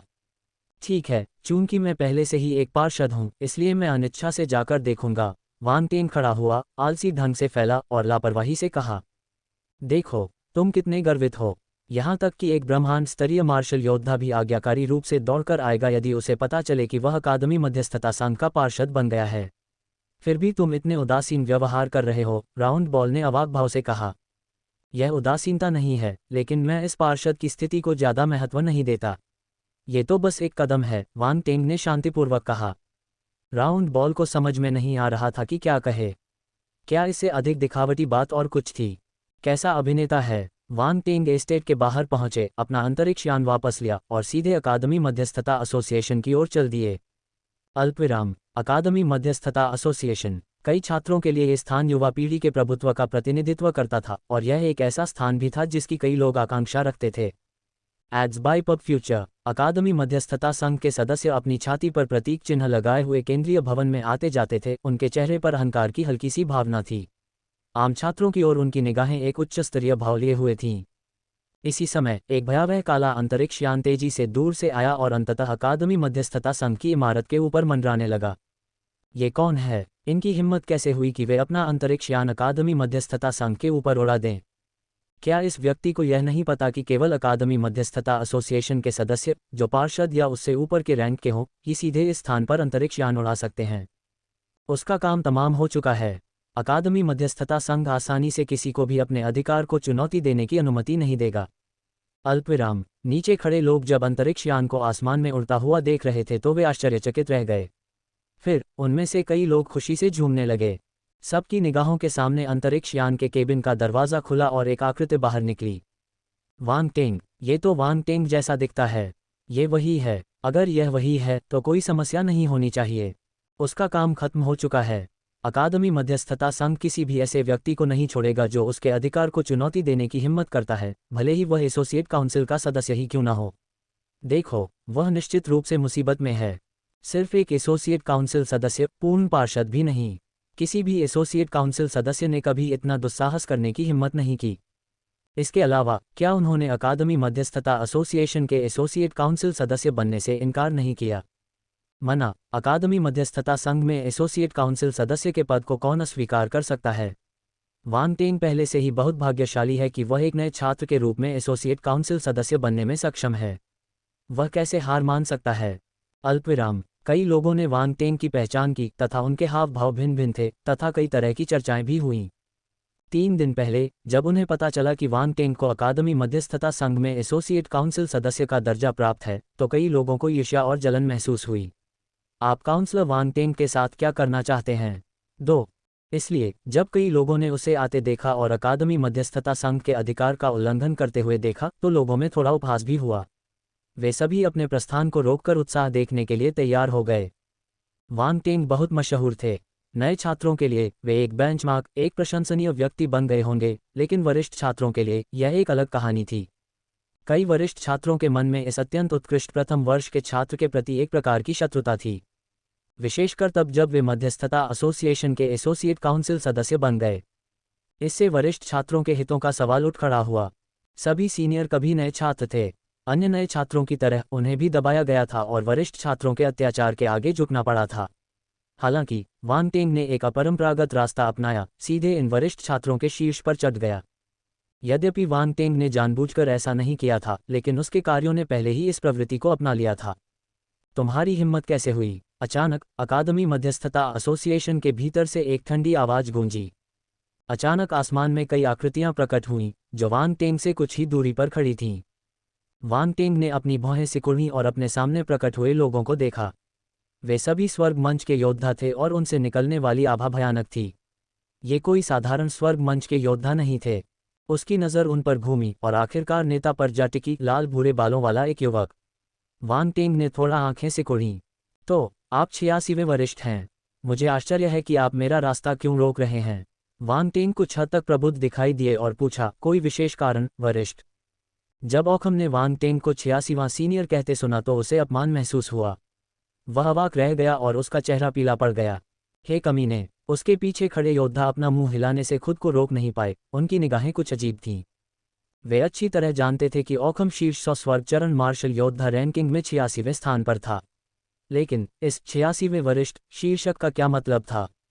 वांग टेंग के उपहास के कारण जो सम्मान मिलना चाहिए था वह हास्यपूर्ण बन गया। वांग टेंग काफी व्यंग्यात्मक लग रहे थे। पब फ्यूचर द्वारा विज्ञापन। वांग टेंग, क्या तुम्हें पता भी है कि तुम कहाँ हो? ओखम ने ठंडे स्वर में कहा। यह अकादमी मध्यस्थता संघ है। मुझे इसके बारे में कैसे पता नहीं चल सकता? वांग टेंग ने शांति से उत्तर दिया। चूंकि आप जानते हैं कि यह अकादमी मध्यस्थता संघ है, तो आपने अपना अंतरिक्ष यान अकादमी मध्यस्थता संघ के केंद्रीय भवन के ऊपर क्यों उड़ाया? क्या आप अकादमी मध्यस्थता संघ का सम्मान भी करते हैं? ओखम ने ऊंची आवाज में पूछा। वांग टेंग ने अपना सिर झुकाया और ओखम की ओर देखते हुए तिरस्कार का भाव प्रकट किया। तो क्या? तुम्हारी हिम्मत कैसे हुई? ओखम क्रोधित हो गया। उसकी आंखों में एक ठंडी चमक चमक उठी और वह ठंडे स्वर में चिल्लाया, तुम आर्बिट्रेशन एसोसिएशन के प्रति बहुत अपमानजनक हो। आर्बिट्रेशन एसोसिएशन के एसोसिएट काउंसिल सदस्य होने का तुम्हें क्या अधिकार है? अपने हाथ की तीव्र गति से उसने आदेश दिया, उसे हटाओ। मैं पार्षदों से निर्णय लेने और वांग टेंग की सहयोगी परिषद सदस्य की स्थिति को रद्द करने के लिए कहूंगा। जैसे ही उसके शब्द निकले, ओखम पहले से ही वांग टेंग को पकड़ने के लिए आगे बढ़ा। साथ ही उसके पीछे के अन्य लोग तुरंत अपनी मूल स्थिति से गायब हो गए, वांग टेंग की ओर भागे और उसके चारों ओर घेरा बना लिया। शीर्ष 100 स्वर्ग मंच मार्शल योद्धाओं में से एक के रूप में ओखम की क्षमता स्वाभाविक रूप से स्वर्ग मंच के शिखर पर थी। सामान्य स्वर्ग मंच मार्शल योद्धाओं की तुलना उससे नहीं की जा सकती थी। उसकी गति अकल्पनीय रूप से तेज थी और एक भयंकर ध्वनि के साथ वह लगभग तुरंत ही वांग टेंग के सामने आ पहुंचा। जैसे ही उसने वांग टेंग की गर्दन पर पंजा मारा, अग्निसेना उसके हाथ पर एकत्रित हो गई। सभी संभावित तरीकों में से उसने सबसे अपमानजनक तरीका चुना। उसने वांग टेंग को सीधे अपने अधीन करने और उसे दबाने का विकल्प चुना। इसके अलावा ये सब बहुत सारे लोगों के सामने हो रहा था। वह वांग टेंग की सारी गरिमा छीन लेना चाहता था। जैसे जैसे दूरी कम होती गई, ओखम के चेहरे पर अंततः तिरस्कार की एक लकीर उभरी। ये वांग टेंग तो अभी नया नया छात्र था। भले ही उसमें असाधारण प्रतिभा थी, लेकिन उसके पास उससे मुकाबला करने के लिए क्या योग्यता थी? आज वह दिन था जब वह वांग टेंग को कुचल देगा। यहाँ तक कि स्वर्ग भी उसकी मदद कर रहा था। ये दृश्य देखकर कुछ लोगों ने अपना सिर हिलाया, कुछ लोग दुर्भाग्य पर प्रसन्न हुए, जबकि अन्य लोग सहानुभूति से भर गए। क्या वांग टेंग अपना दिमाग खो बैठा था? अन्यथा वह इतनी छोटी सी गलती कैसे कर सकता था जिससे दूसरों को उसका हाथ पकड़ने का मौका मिल जाता? आज उसे बहुत बड़ा नुकसान उठाना पड़ता। अकादमी मध्यस्थता संघ की इमारत से एक व्यक्ति बाहर निकला। उसके लंबे चांदी जैसे सफ़ेद बाल काफ़ी स्पष्ट दिखाई दे रहे थे। वह युआन म्यू था। वह आज ओखम के साथ अकादमी मध्यस्थता संघ में शामिल होने के मामले को सुलझाने के लिए आए थे। ग्रैंड डिसिपल स्वीकृति समारोह के दौरान उनके प्रदर्शन के आधार पर वह पहले से ही एक सदस्य के रूप में अकादमी मध्यस्थता संघ में शामिल होने के लिए योग्य थे। पब फ्यूचर द्वारा विज्ञापन। हालांकि उन्हें ऐसी स्थिति का सामना करने की उम्मीद नहीं थी। ओखम वांग टेंग को वश में करके उसे सबक सिखाने के लिए उत्सुक था, इसलिए उसने उसे एक तरफ फेंक दिया। इस समय युआन म्यू भी उनके पीछे पीछे बाहर चला गया। ये देखकर कि वांग टेंग को वश में किया जाने वाला था, उसकी आंखों में चमक आ गई। उसके हाव भाव उदासीन थे। अकादमी मध्यस्थता संघ की गरिमा का उल्लंघन नहीं किया जाना चाहिए। हालांकि ओखम थोड़ा ज्यादा था, लेकिन यह एक सबक था जिसके वांग टेंग हकदार थे और इसके लिए किसी और को दोषी नहीं ठहराया जा सकता था। आकाश में वांग टेंग की आंखों में एक ठंडी रोशनी चमक उठी। वह हंसा। उसके शरीर से दो अलग अलग तरह की दिव्य ज्वालाएं फूट पड़ीं। हरे और लाल रंग की ज्वाला उसके शरीर पर ड्रैगन शल्कों के रूप में एकत्रित हो गईं। सभी दिशाओं में तीव्र गर्मी फैल गई। उसी समय उसके शरीर से खून की तेज गड़गड़ाहट की आवाज निकली, जैसे बिजली गिर रही हो। उसके माथे पर एक रहस्यमयी सुनहरा पैटर्न उभर आया। धमाका! अगले ही क्षण उसने अपनी मुट्ठी उठाई और ओखम पर मुक्का मारा। शून्य फट गया, सीधे ढह गया। चारों दिशाओं में भयानक काली दरारें फैल गईं। ओखम की पुतलियां अचानक सिकुड़ गईं, मानो उसने कुछ अविश्वसनीय देख लिया हो। हालांकि इतनी नज़दीकी के कारण वह अपना हमला वापस नहीं ले सका। इसके अलावा उन्हें विश्वास नहीं था कि वांग टेंग एक ब्रह्मांड मंच मार्शल योद्धा, स्वर्ग मंच मार्शल योद्धा रैंकिंग में शीर्ष 100 में सूचीबद्ध उनके जैसे शक्तिशाली योद्धा के साथ प्रतिस्पर्धा कर सकता है। एक क्षण में ही दोनों हमले आपस में टकरा गए। धमाका! हवा में एक भयानक विस्फोट गूंज उठा, जिससे कई लोगों के चेहरे पर सदमे के भाव दिखाई दिए। इसी समय एक आकृति उड़ती हुई दिखाई दी। ओखम! ये ओखम था। सभी लोग इस दृश्य को देखकर आश्चर्यचकित हो गए। ओखम को कैसे उड़ा दिया गया? पब फ्यूचर द्वारा विज्ञापन। युआन म्यू के चेहरे पर भी आश्चर्य और सदमे के भाव दिखाई दिए, मानो उसने कोई भूत देख लिया हो। ओखम का चेहरा सदमे से भरा हुआ था। उसका हाथ बेकाबू होकर कांप रहा था। ऐसा लग रहा था जैसे उसके हाथ की हड्डियां टूट गई हों। वांग टेंग की ताकत इतनी जबरदस्त कैसे हो सकती है? असंभव। एक ब्रह्मांड स्तर के मार्शल योद्धा की ताकत उसे कैसे डरा सकती थी? ओखम को परिणाम पर विश्वास नहीं हुआ। तुम्हें मुझे नीचे गिराने का क्या अधिकार है? वांग टेंग ने लापरवाही से अपनी मुट्ठी नीचे कर ली और दूर से ओखम को देखा। ओखम का चेहरा पीला और लाल होता जा रहा था। इससे ज्यादा अपमानजनक और क्या हो सकता है? पहले तो ये सिर्फ मौखिक अपमान था, लेकिन अब वांग टेंग ने उसे अपमानित करने के लिए ताकत का इस्तेमाल किया। उसने उसे यह भ्रम दिया कि वह शीर्ष 100 स्वर्ग मंच मार्शल योद्धा रैंकिंग में शीर्ष 10 शक्तिशाली योद्धा का सामना कर रहा है। हौंफना! नीचे बैठे लोगों ने आखिरकार प्रतिक्रिया दी और चर्चा का माहौल बन गया। किसी ने भी इस नतीजे की उम्मीद नहीं की थी। एक स्वर्ग मंच के शक्तिशाली योद्धा को एक ब्रह्मांड मंच के योद्धा ने उड़ा दिया और ऐसा प्रतीत हुआ कि उसे काफी मार पड़ी थी। क्या ये दोनों वांग टेंग की प्रतिष्ठा बढ़ाने के लिए एक नाटकीय दृश्य का मंचन करने में सहयोग कर रहे हैं? बहुत से लोग अपने दिल में ऐसा सोचने से खुद को रोक नहीं पाते। उसे पकड़ लो! ओखम ने अब अपनी गरिमा को अनदेखा करते हुए तुरंत उन्हें घेर रहे कई स्वर्ग स्तर के मार्शल योद्धाओं को चिल्लाकर कहा। मूल रूप से उन स्वर्ग मंच के मार्शल योद्धाओं ने केवल आसपास के क्षेत्र को अवरुद्ध करने की योजना बनाई थी और कार्रवाई करने का इरादा नहीं था। उनका मानना था कि ओखम अकेले ही वांग टेंग को संभालने के लिए पर्याप्त होगा। हालांकि वास्तविकता कुछ और ही थी। ओखम को उड़ा दिया गया था। इससे वे क्षण भर के लिए स्तब्ध रह गए, लेकिन ओखम की आवाज़ सुनकर वे पुनः सचेत हो गए और वांग टेंग की ओर दौड़ पड़े। रुकना! इसी समय अकादमी मध्यस्थता एसोसिएशन हॉल के अंदर से एक जोरदार आवाज़ गूंजी और एक आकृति बाहर निकली। स्वर्ग स्तर के योद्धाओं ने सहज ही अपनी गति रोक दी और उस व्यक्ति की ओर देखने लगे। पार्षद वू डे! ओखम के चेहरे पर थोड़ा बदलाव आया। उसने सुना था कि काउंसलर वू डे वांग टेंग का बहुत सम्मान करते हैं और अतीत में उनकी काफ़ी मदद भी कर चुके हैं। काउंसलर वू डे, वांग टेंग ने अकादमी मध्यस्थता संघ के अधिकार का उल्लंघन किया है। क्या आप अब भी उसे बचाएंगे? ओखम ने पहले ही जोर से कहा। पार्षद वू डे ने उसकी ओर उदासीनता से देखा और हल्की मुस्कान के साथ कहा, क्या आप कृपया इसे दोहरा सकते हैं? आप पार्षद वांग टेंग के साथ क्या करना चाहते हैं? मैंने आपकी बात ठीक से नहीं सुनी। उद्धरण चिन्ह प्रश्नवाचक चिन्ह प्रश्नवाचक चिन्ह प्रश्नवाचक चिन्ह उद्धरण चिन्ह। ओखम ने गहरी सांस ली, पूरी तरह से भ्रमित दिखते हुए, और कहा, क्या?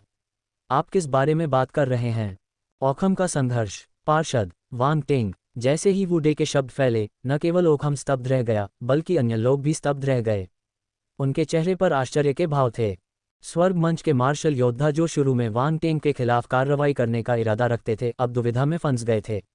वे अपनी कार्रवाई को आगे नहीं बढ़ा सकते थे, न ही वे पीछे हट सकते थे। ओखम और वू डे के बीच नज़रें घुमाते हुए उनकी नज़रें आखिरकार वांग टेंग पर टिक गईं, जो बेहद अजीबोगरीब दिख रहा था। वे बहुत हैरान थे। काउंसलर वू डे ने उन्हें क्या कहकर बुलाया? काउंसलर! गंभीरता से, एक नया छात्र पार्षद बन जाए, क्या इससे ज़्यादा बेतुकी बात कुछ हो सकती है? दूर से देखने पर युआन म्यू की आंखें थोड़ी चौड़ी हो गईं और उनकी पुतलियां अनायास ही सिकुड़ गईं। पार्षद वांग टेंग पार्षद बन गए। वह तो बस अकादमी मध्यस्थता संघ का एक साधारण सदस्य बनना चाहता था, लेकिन वांग टेंग पहले ही पार्षद बन चुका था। ऐसा लग रहा था कि अनजाने में ही उनके बीच की खाई और चौड़ी हो गई थी। उसने अपनी मुट्ठियां कस लीं। उसका दिल जोरों से धड़क रहा था और वह शांत नहीं हो पा रहा था। पार्षद! कुछ देर की खामोशी के बाद नीचे खड़ी भीड़ से एक जोरदार उद्गार निकला। वे लोग आकाश में उस युवा आकृति को देखकर अविश्वास से भर गए। उनके चेहरे पर आश्चर्य की लकीरें थीं। नवनियुक्त पार्षद के अचानक प्रकट होने से सभी लोग आश्चर्यचकित रह गए। वांग टेंग को थोड़ा आश्चर्य हुआ। ये वरिष्ठ भाई वू डे एक पार्षद था और वह उसकी मदद करने के लिए आया था। दिलचस्प है। नहीं, कुछ ठीक नहीं है। ओखम के हाव भाव थोड़े बदल गए, उनका चेहरा काला पड़ गया और उन्होंने कहा, वांग टेंग सिर्फ एक एसोसिएट काउंसिल सदस्य हैं, जिनका मूल्यांकन नहीं हुआ है। वे काउंसिलर कैसे बन सकते हैं? आप मुझे बेवकूफ़ बना रहे हैं। हर कोई हैरान था। वे हैरान थे। दरअसल वांग टेंग का मूल्यांकन नहीं हुआ था। वह पार्षद कैसे बन सकता था? प्रारंभ में उन्होंने अवचेतन रूप से इस पर विश्वास करना चुना क्योंकि यह काउंसलर वुडे के मुंह से आया था। लेकिन अब ओकहम के शब्दों से प्रेरित होकर उन्हें लगा कि कुछ गड़बड़ है। यदि पार्षद बनना इतना आसान होता तो अब तक हर कोई पार्षद बन चुका होता। हम्फ, वुडे ने अनियंत्रित होकर कहा। पार्षद वुडे, आप क्यों हंस रहे हैं? यदि आप इस मामले में स्पष्टीकरण नहीं दे सकते तो भले ही आप पार्षद हों, आप उसकी रक्षा नहीं कर पाएंगे, ओकहम ने थोड़ा उदास भाव से कहा। पब फ्यूचर द्वारा विज्ञापन, मुझे किसी की रक्षा करने की आवश्यकता नहीं है। वुडे ने उसकी ओर देखा और शांति से कहा, वांग टेंग को पार्षद नियुक्त करने का नोटिस पहले ही जारी किया जा चुका है और कोई भी पार्षद इसके बारे में जानता है। आपके पास इसके बारे में जानने की योग्यता नहीं है। ओकहम का चेहरा हरा हो गया। उसके पास जानने की योग्यता नहीं थी। वह उस पर नीचे देख रहा था। हालांकि वह जवाब देने में असमर्थ था। वह सिर्फ एक सहयोगी परिषद सदस्य था जबकि वुडे एक वास्तविक पार्षद था। उसका दर्जा उससे कहीं ज्यादा ऊंचा था। उसी समय उसके भीतर उथल पुथल भरी लहरें उठीं। क्या वांग टेंग सचमुच पार्षद बन गया था? वुडे की बातें सुनकर नीचे खड़ी भीड़ ने एक बार फिर वांग टेंग की ओर देखा। उनके हाव भाव अविश्वसनीय रूप से जटिल थे। उनके पास वुडे पर विश्वास करने के अलावा कोई विकल्प नहीं था। उन्होंने कहा कि इस मामले के बारे में सभी पार्षदों को जानकारी है। इसमें संदेह की कोई गुंजाइश नहीं है। ऐसे झूठ आसानी से उजागर हो जाते थे। तो काउंसलर वुडे ने जो कहा वह सच ही होगा। ओकहम अभी भी विश्वास करने को तैयार नहीं था। उसने तुरंत अपनी कलाई घड़ी के माध्यम से एक संदेश भेजा। लगता है तुम्हें अभी भी यकीन नहीं है। चलो मैं तुम्हें संघर्ष करने का एक और मौका देता हूँ। वुडे ने अपना सिर हिलाया, अपनी बाहें क्रॉस की और ओकहम को मजाकिया अंदाज में देखा, जो जानकारी की पुष्टि करने के उसके प्रयास के प्रति उदासीन लग रहा था। 86वें वरिष्ठ, जल्दी मत करो। पुष्टि करने के लिए अपना समय लो। मैं इंतजार कर सकता हूँ। वांग टेंग के होठों पर हल्की सी हंसी आ गई और उसने शांति से कहा। उनके दृढ़ चेहरे देखकर ओकहम के मन में आशंका की भावना और प्रबल हो गई। इस समय उसे ऐसा लग रहा था जैसे उसे किसी चट्टान के किनारे पर धकेल दिया गया हो, जहां पीछे हटने की कोई जगह नहीं है। एक ही जगह पर खड़े खड़े वह बेचैन होने लगा। उसके आसपास के लोगों की निगाहें उसके लिए बोझ की तरह थीं, जिससे वह बेहद असहज हो गया। उसे अब इस बात की परवाह नहीं थी कि वांग टेंग उसे क्या कहकर बुलाता है। अगर वांग टेंग पार्षद बन जाता तो उसकी परेशानियां बहुत बढ़ जातीं। युआन म्यू ने आह भरी। सच्चाई तो पहले से ही निश्चित थी। अगर ओकहम जिद करता रहा तो वह सिर्फ अपने लिए अपमान ही लाएगा। उसने वांग टेंग की ओर देखा। उसकी आंखों में अनिच्छा का भाव था। ये व्यक्ति उससे इतना बेहतर क्यों था जबकि दोनों ही नए छात्र थे? क्या दुनिया में ऐसा कोई राक्षस था? यहाँ तक कि उसका भाई भी अपनी उम्र में इस मुकाम तक नहीं पहुँच पाता। नहीं, ये वांग टेंग तो बस ज्यादा भाग्यशाली था। वह अपने भाई से कैसे तुलना कर सकता था? कुछ देर बाद ओकहम को अपनी कलाई घड़ी पर एक संदेश मिला। उसने जल्दी से अपना सिर नीचे करके देखा और उसका चेहरा जम गया। 86वें सीनियर, परिणाम क्या है? क्या ये वही है जिसकी आप उम्मीद कर रहे थे? क्या आप हैरान हैं? वांग टेंग ने मुस्कुराते हुए पूछा। ओकहम, हैरान? इस समय एक पार्षद से प्राप्त जानकारी निस्संदेह उसके लिए बहुत बड़ा झटका थी, जिससे उसे संघर्ष करने का कोई अवसर नहीं मिला। पब फ्यूचर द्वारा विज्ञापन। एक क्षण में उसे ऐसा लगा जैसे वह किसी खाई में गिर गया हो। उसका पूरा शरीर ठंडा पड़ गया। वुडे के चेहरे की मांसपेशियां एक पल के लिए फड़क उठीं। वह हंसना चाहता था लेकिन उसे खुद को रोकना पड़ा। वांग टेंग वाकई पहले की तरह ही बेबाक था। हम्फ, चल दर। ओकहम ने धैर्य का दिखावा किया, ठंडी सांस ली और अपने लोगों को दूर ले जाने के लिए मुड़ गया। अचानक वांग टेंग की छवि सामने आई और उसने ओकहम का रास्ता रोक लिया। उसने शांति से कहा, क्या मैंने कहा था कि तुम जा सकते हो? तुम क्या चाहते हो? ओकहम की आंखों का कोना बेकाबू होकर फड़क उठा। उसने वांग टेंग को सावधानी से घूरा। मैं क्या चाहता हूँ? क्या तुम्हें ये हास्यास्पद नहीं लगता कि तुम मुझसे ये पूछ रहे हो? वांग टेंग ने जवाब दिया। वुडे एक तरफ खड़ा होकर मुस्कुराते हुए ये दृश्य देख रहा था। उसने हस्तक्षेप करने का कोई इरादा नहीं दिखाया। वांग टेंग की पहचान उजागर होने के बाद ओकहम और अन्य लोग उसे और अधिक भड़काने का जोखिम नहीं उठा सकते थे। यदि उन्होंने पुनः ऐसा करने का साहस किया तो इससे उनकी स्थिति और खराब हो जाएगी। इस बार उन्होंने अपने और वांग टेंग के बीच तनाव को कम करने के लिए कदम उठाया। इससे पहले जब उसे पता चला कि वांग टेंग ने सहयोगी परिषद के सदस्य की पहचान से इनकार कर दिया है और नक्षत्र समाज पर की ज्ञान समाज द्वारा हमला किया गया है, तो उसने मदद के लिए हाथ नहीं बढ़ाया। इससे पहले ही उनके रिश्ते में तनाव आ चुका था। अब जब उसे पता चला कि वांग टेंग पार्षद बन गया है तो चाहे जो भी हो, उसे अपने रिश्ते सुधारने ही थे। वांग टेंग सीनियर, ओकहम को पहले आपकी पहचान नहीं पता थी, जिसके कारण ये गलतफहमी हुई। आपको इस मामले में इतना आक्रामक क्यों होना पड़ा, और आप इस मामले में इतनी जिद क्यों कर रहे हैं? युआन म्यू दूर से चलकर ओखम की मदद के लिए आया। वु डे ने दूर से युआन म्यू के चांदी जैसे सफ़ेद लंबे बाल देखे तो आंखें सिकोड़ लीं। क्या ये दूसरा नहीं है? वांग टेंग ने आश्चर्य व्यक्त करते हुए युआन म्यू को देखा। जिन लोगों को वह पराजित करता था उन्हें दूसरा कहा जाता था। युआन म्यू, वह दूसरा वाला? वुड ने आश्चर्य से वांग टेंग की ओर देखा। उस व्यक्ति के छोटे भाई को दूसरा कहना हिम्मत की बात थी। वांग टेंग अविश्वसनीय रूप से साहसी था, या फिर वह युआन म्यू की पहचान से अनभिज्ञ था। बाद की संभावना पर विचार करते हुए वुडे ने तुरंत एक आवाज संचरण के माध्यम से एक संदेश भेजा। वांग टेंग, युआन म्यू की पहचान सरल नहीं है। वह एक न्यायाधीश का छोटा भाई है। वास्तव में वह एक जज का छोटा भाई है। वांग टेंग की नज़रें चमक उठीं। उसे पहले से ही इस बात का संदेह था और अब उसे वुडे से पुष्टि मिल गई। हालांकि, तो क्या हुआ अगर वह एक न्यायाधीश का छोटा भाई था? पब फ्यूचर द्वारा विज्ञापन। उसने न्यायाधीशों को भी कोई सम्मान नहीं दिया, अपने भाई की तो बात ही छोड़िए। आप किनारे से शो देख रहे थे और अब आप हस्तक्षेप करना चाहते हैं। वांग टेंग ने युआन म्यू को देखा और पूछा। युआन म्यू के हाव भाव थोड़े बदल गए। वांग टेंग स्पष्ट रूप से उसे कोई चेहरा नहीं दे रहा था। क्या उसे उसकी पहचान नहीं पता थी? अगर वह कोई और होता, चाहे वह पार्षद ही क्यों न हो, तो शायद वे उसकी पहचान जानकर कुछ सम्मान दिखाते। अगर और कुछ नहीं है तो कृपया एक तरफ हट जाएं। जब तक कि वांग टेंग रुक गया, उसके चेहरे पर ठंडक का भाव दिखाई दिया। उसने शांत स्वर में कहा, तुम मेरे दुश्मन बनना चाहते हो? तुम? युआन म्यू की पुतलियां सिकुड़ गईं। यह आदमी उसे धमका रहा था। वुड, जो किनारे पर था, के पास कहने के लिए शब्द नहीं थे। युआन म्यू की पहचान जानने के बाद भी वांग टेंग ने फिर भी उससे इस तरह से सामना किया जिससे स्पष्ट रूप से युआन म्यू के बड़े भाई के प्रति कोई सम्मान नहीं दिखा। वुडे के पास कहने के लिए शब्द नहीं थे। यह आदमी कितना दुस्साहसी था। उसने जज की भी अवहेलना करने की हिम्मत की। यदि वह ऐसा होता तो निश्चित रूप से किसी न्यायाधीश को अपमानित करने का साहस नहीं करता। युआन म्यू, इस मामले का तुमसे कोई लेना देना नहीं है। ओखम ने आगे बढ़कर वांग टेंग की ओर ठंडी मुस्कान के साथ देखा। वास्तव में मैंने पहले गलत समझा, लेकिन तुमने अपनी पहचान नहीं बताई, इसलिए तुम दूसरों को दोष नहीं दे सकते।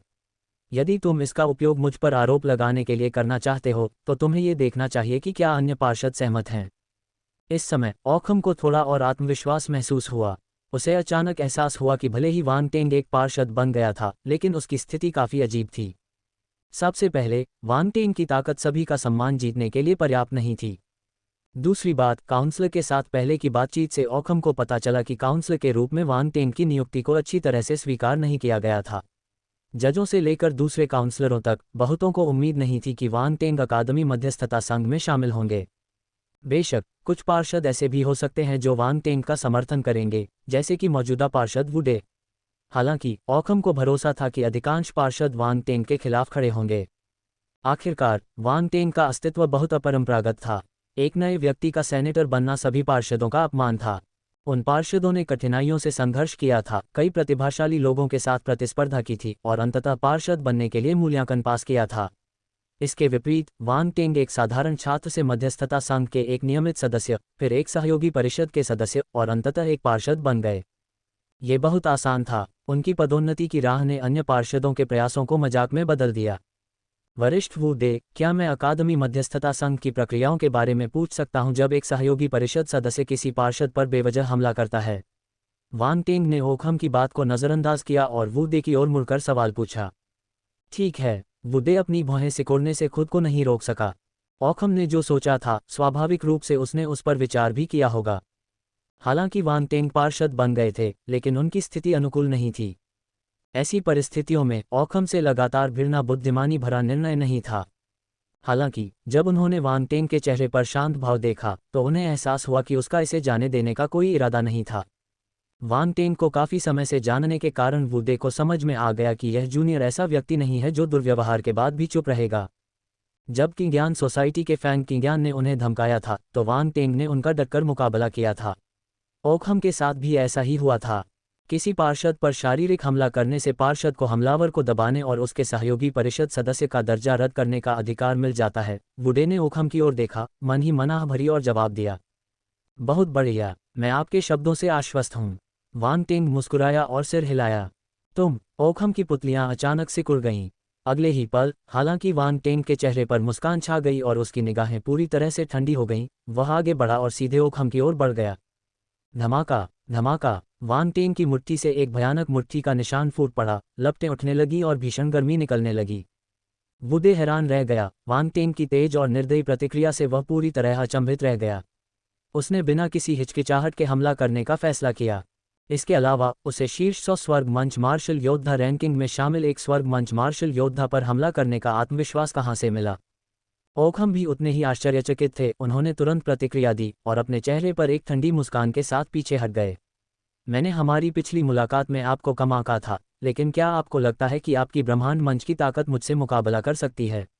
ये हास्यास्पद है। उसके हाथ में चटकने की आवाज़ आई और पहले से टूटी हुई हाथ की हड्डियां तुरंत ठीक हो गईं। फिर उसने अपनी हथेली को वान टेंग की मुट्ठी के निशान पर जोर से पटका।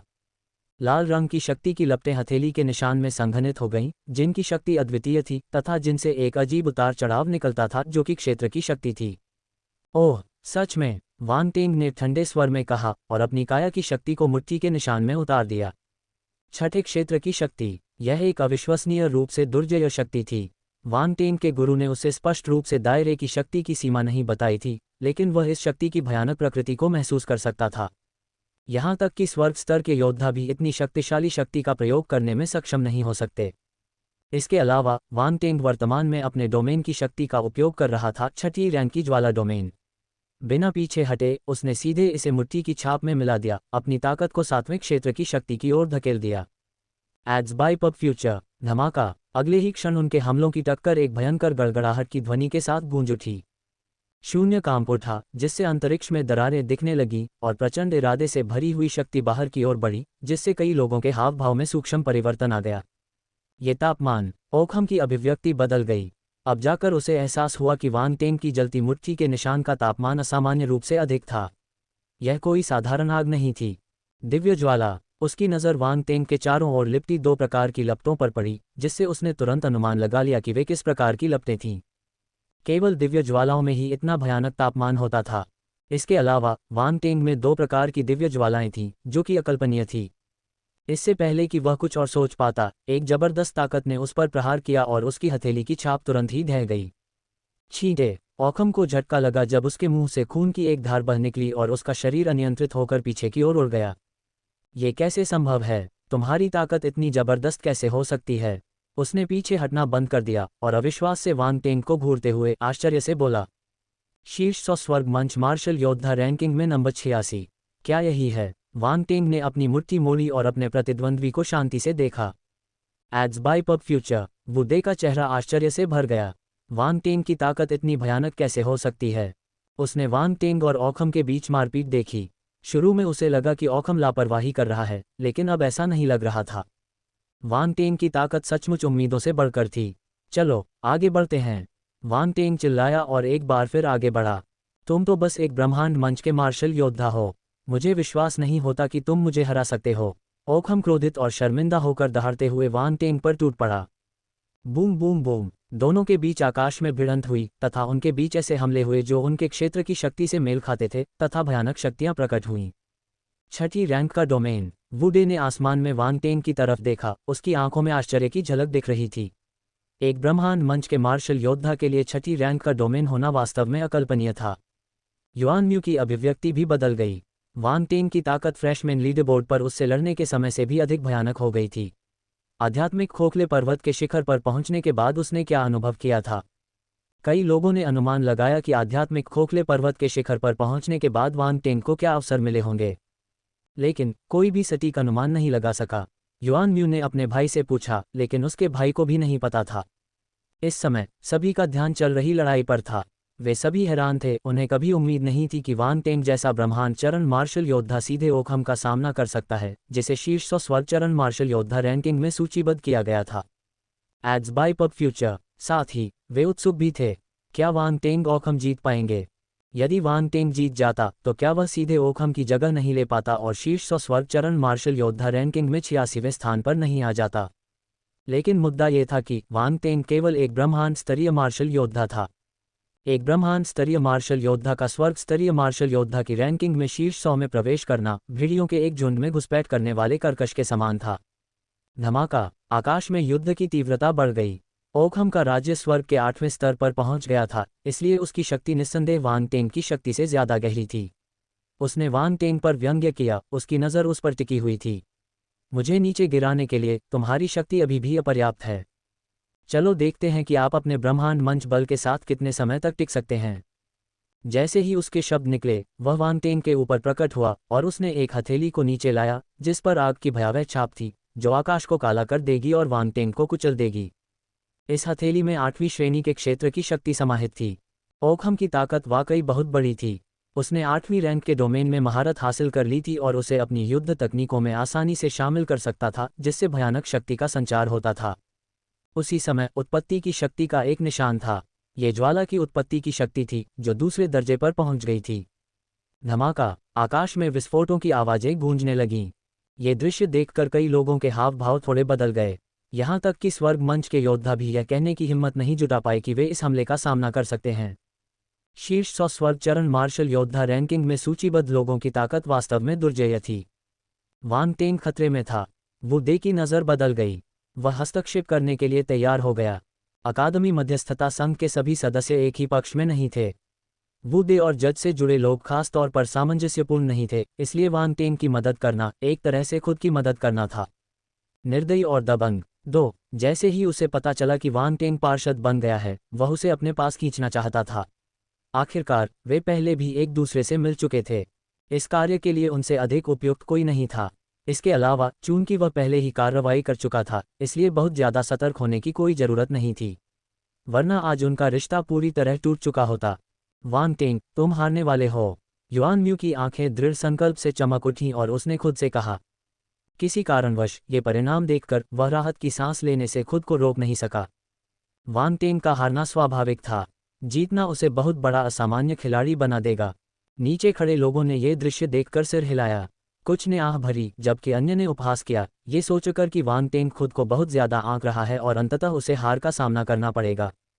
वह बहुत घमंडी था। एक पार्षद के रूप में कमजोर ताकत होना प्रतिष्ठा की बहुत बड़ी हानि थी। पार्षद बनने के तुरंत बाद इतनी शर्मनाक हार उनके लिए निस्संदेह एक मजाक बन जाएगी, जिससे भविष्य में उनके लिए सम्मान पाना मुश्किल हो जाएगा। नीचे दी गई राय से अनजान वांग टेंग की निगाहें तेज हो गईं और उसने ऊपर देखा।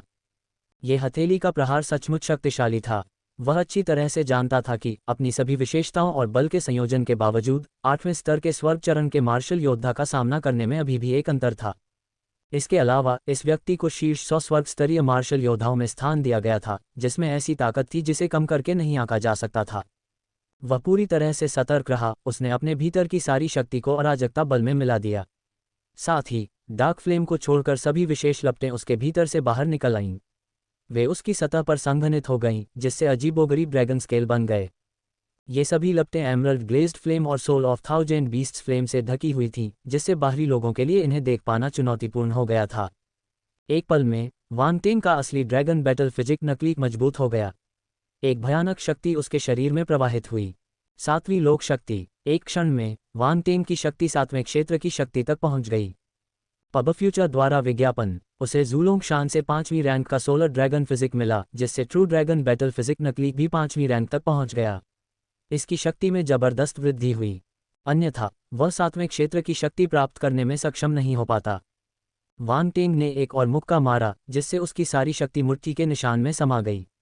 इस बार ये ज्वाला मुट्ठी छाप नहीं थी, बल्कि 5 तत्वों वाली मुट्ठी का पूरा संस्करण था। धातु, लकड़ी, पानी, आग और पृथ्वी। 5 रंगों वाली मुट्ठी छापें विलीन हो गईं।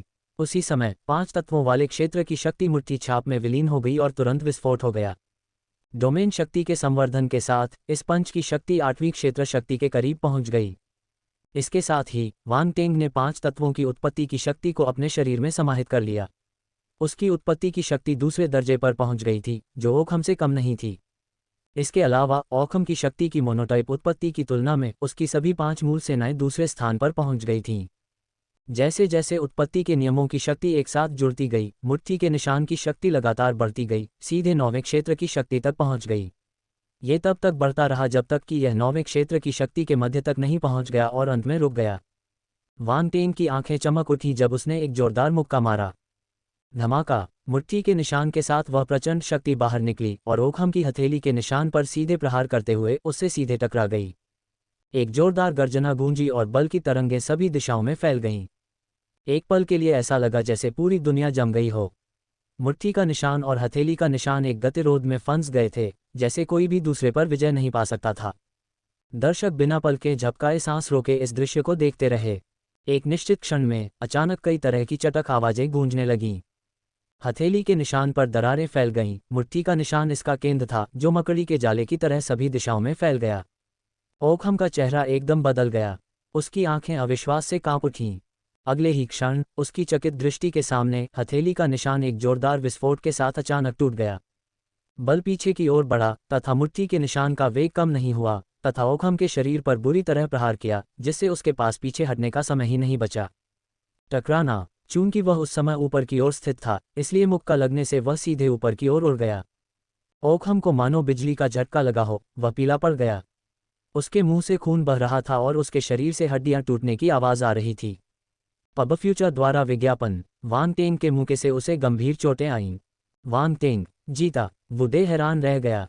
वह बीच बचाव करने की सोच रहा था, लेकिन उसने पाया कि उसने अपना बढ़ा हुआ हाथ नीचे कर लिया है। अब यह अनावश्यक लग रहा था।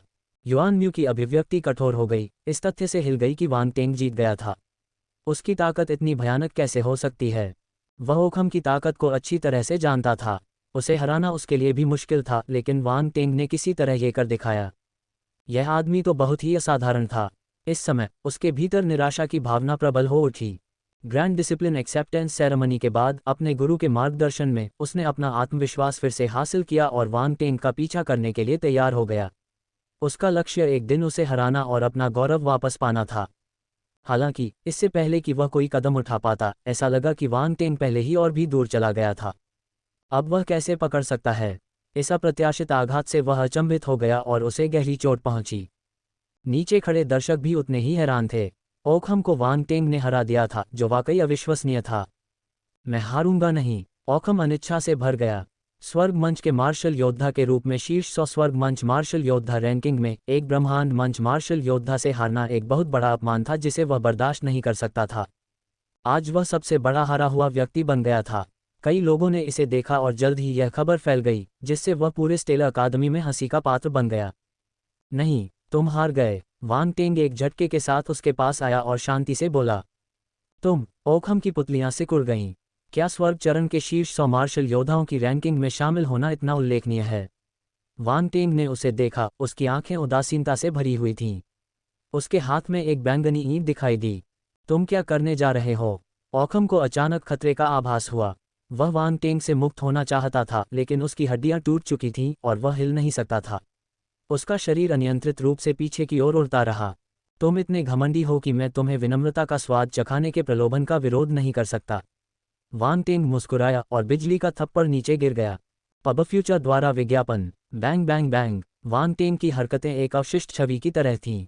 बिजली का तमाचा उसके हाथ में चाप बनाता हुआ ओकहम के चेहरे पर गिरा, जो भय से भरा हुआ था। एक के बाद एक बड़े बड़े दाने तेजी से उभरने लगे तथा लगभग पूरे चेहरे और सिर को ढकने लगे। झपट्टा, धमाका, दरारों की आवाजें सुनाई देने लगीं। ओकहम का चेहरा जल गया था। जल्द ही एक काला पड़ा हुआ सुअर का सिर सबके सामने आ गया। यह। भीड़ ने अपनी आंखें चौड़ी कर लीं, अविश्वास से इस दृश्य को देख रहे थे। ये वांग टेंग को ओकहम को हराते हुए देखने से भी ज्यादा चौंकाने वाला था। क्या वांग टेंग एक शैतान था?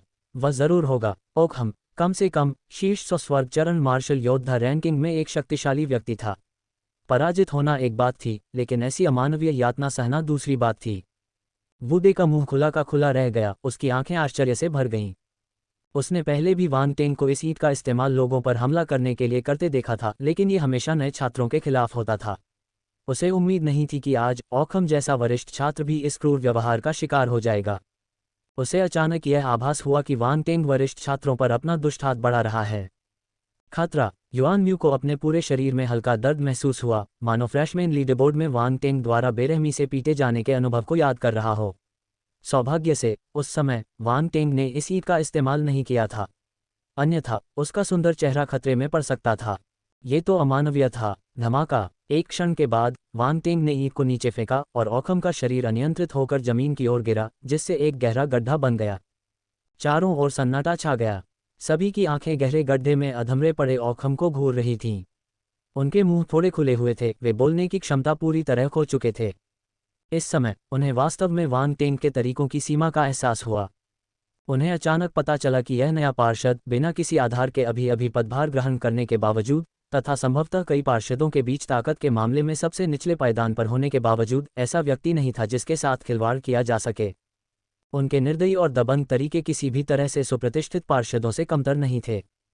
ऑकहम ने सोचा कि वह आसानी से वान टेंग को अपने वश में कर सकता है, लेकिन वास्तविकता ये थी कि उसे इसके लिए भारी कीमत चुकानी पड़ी।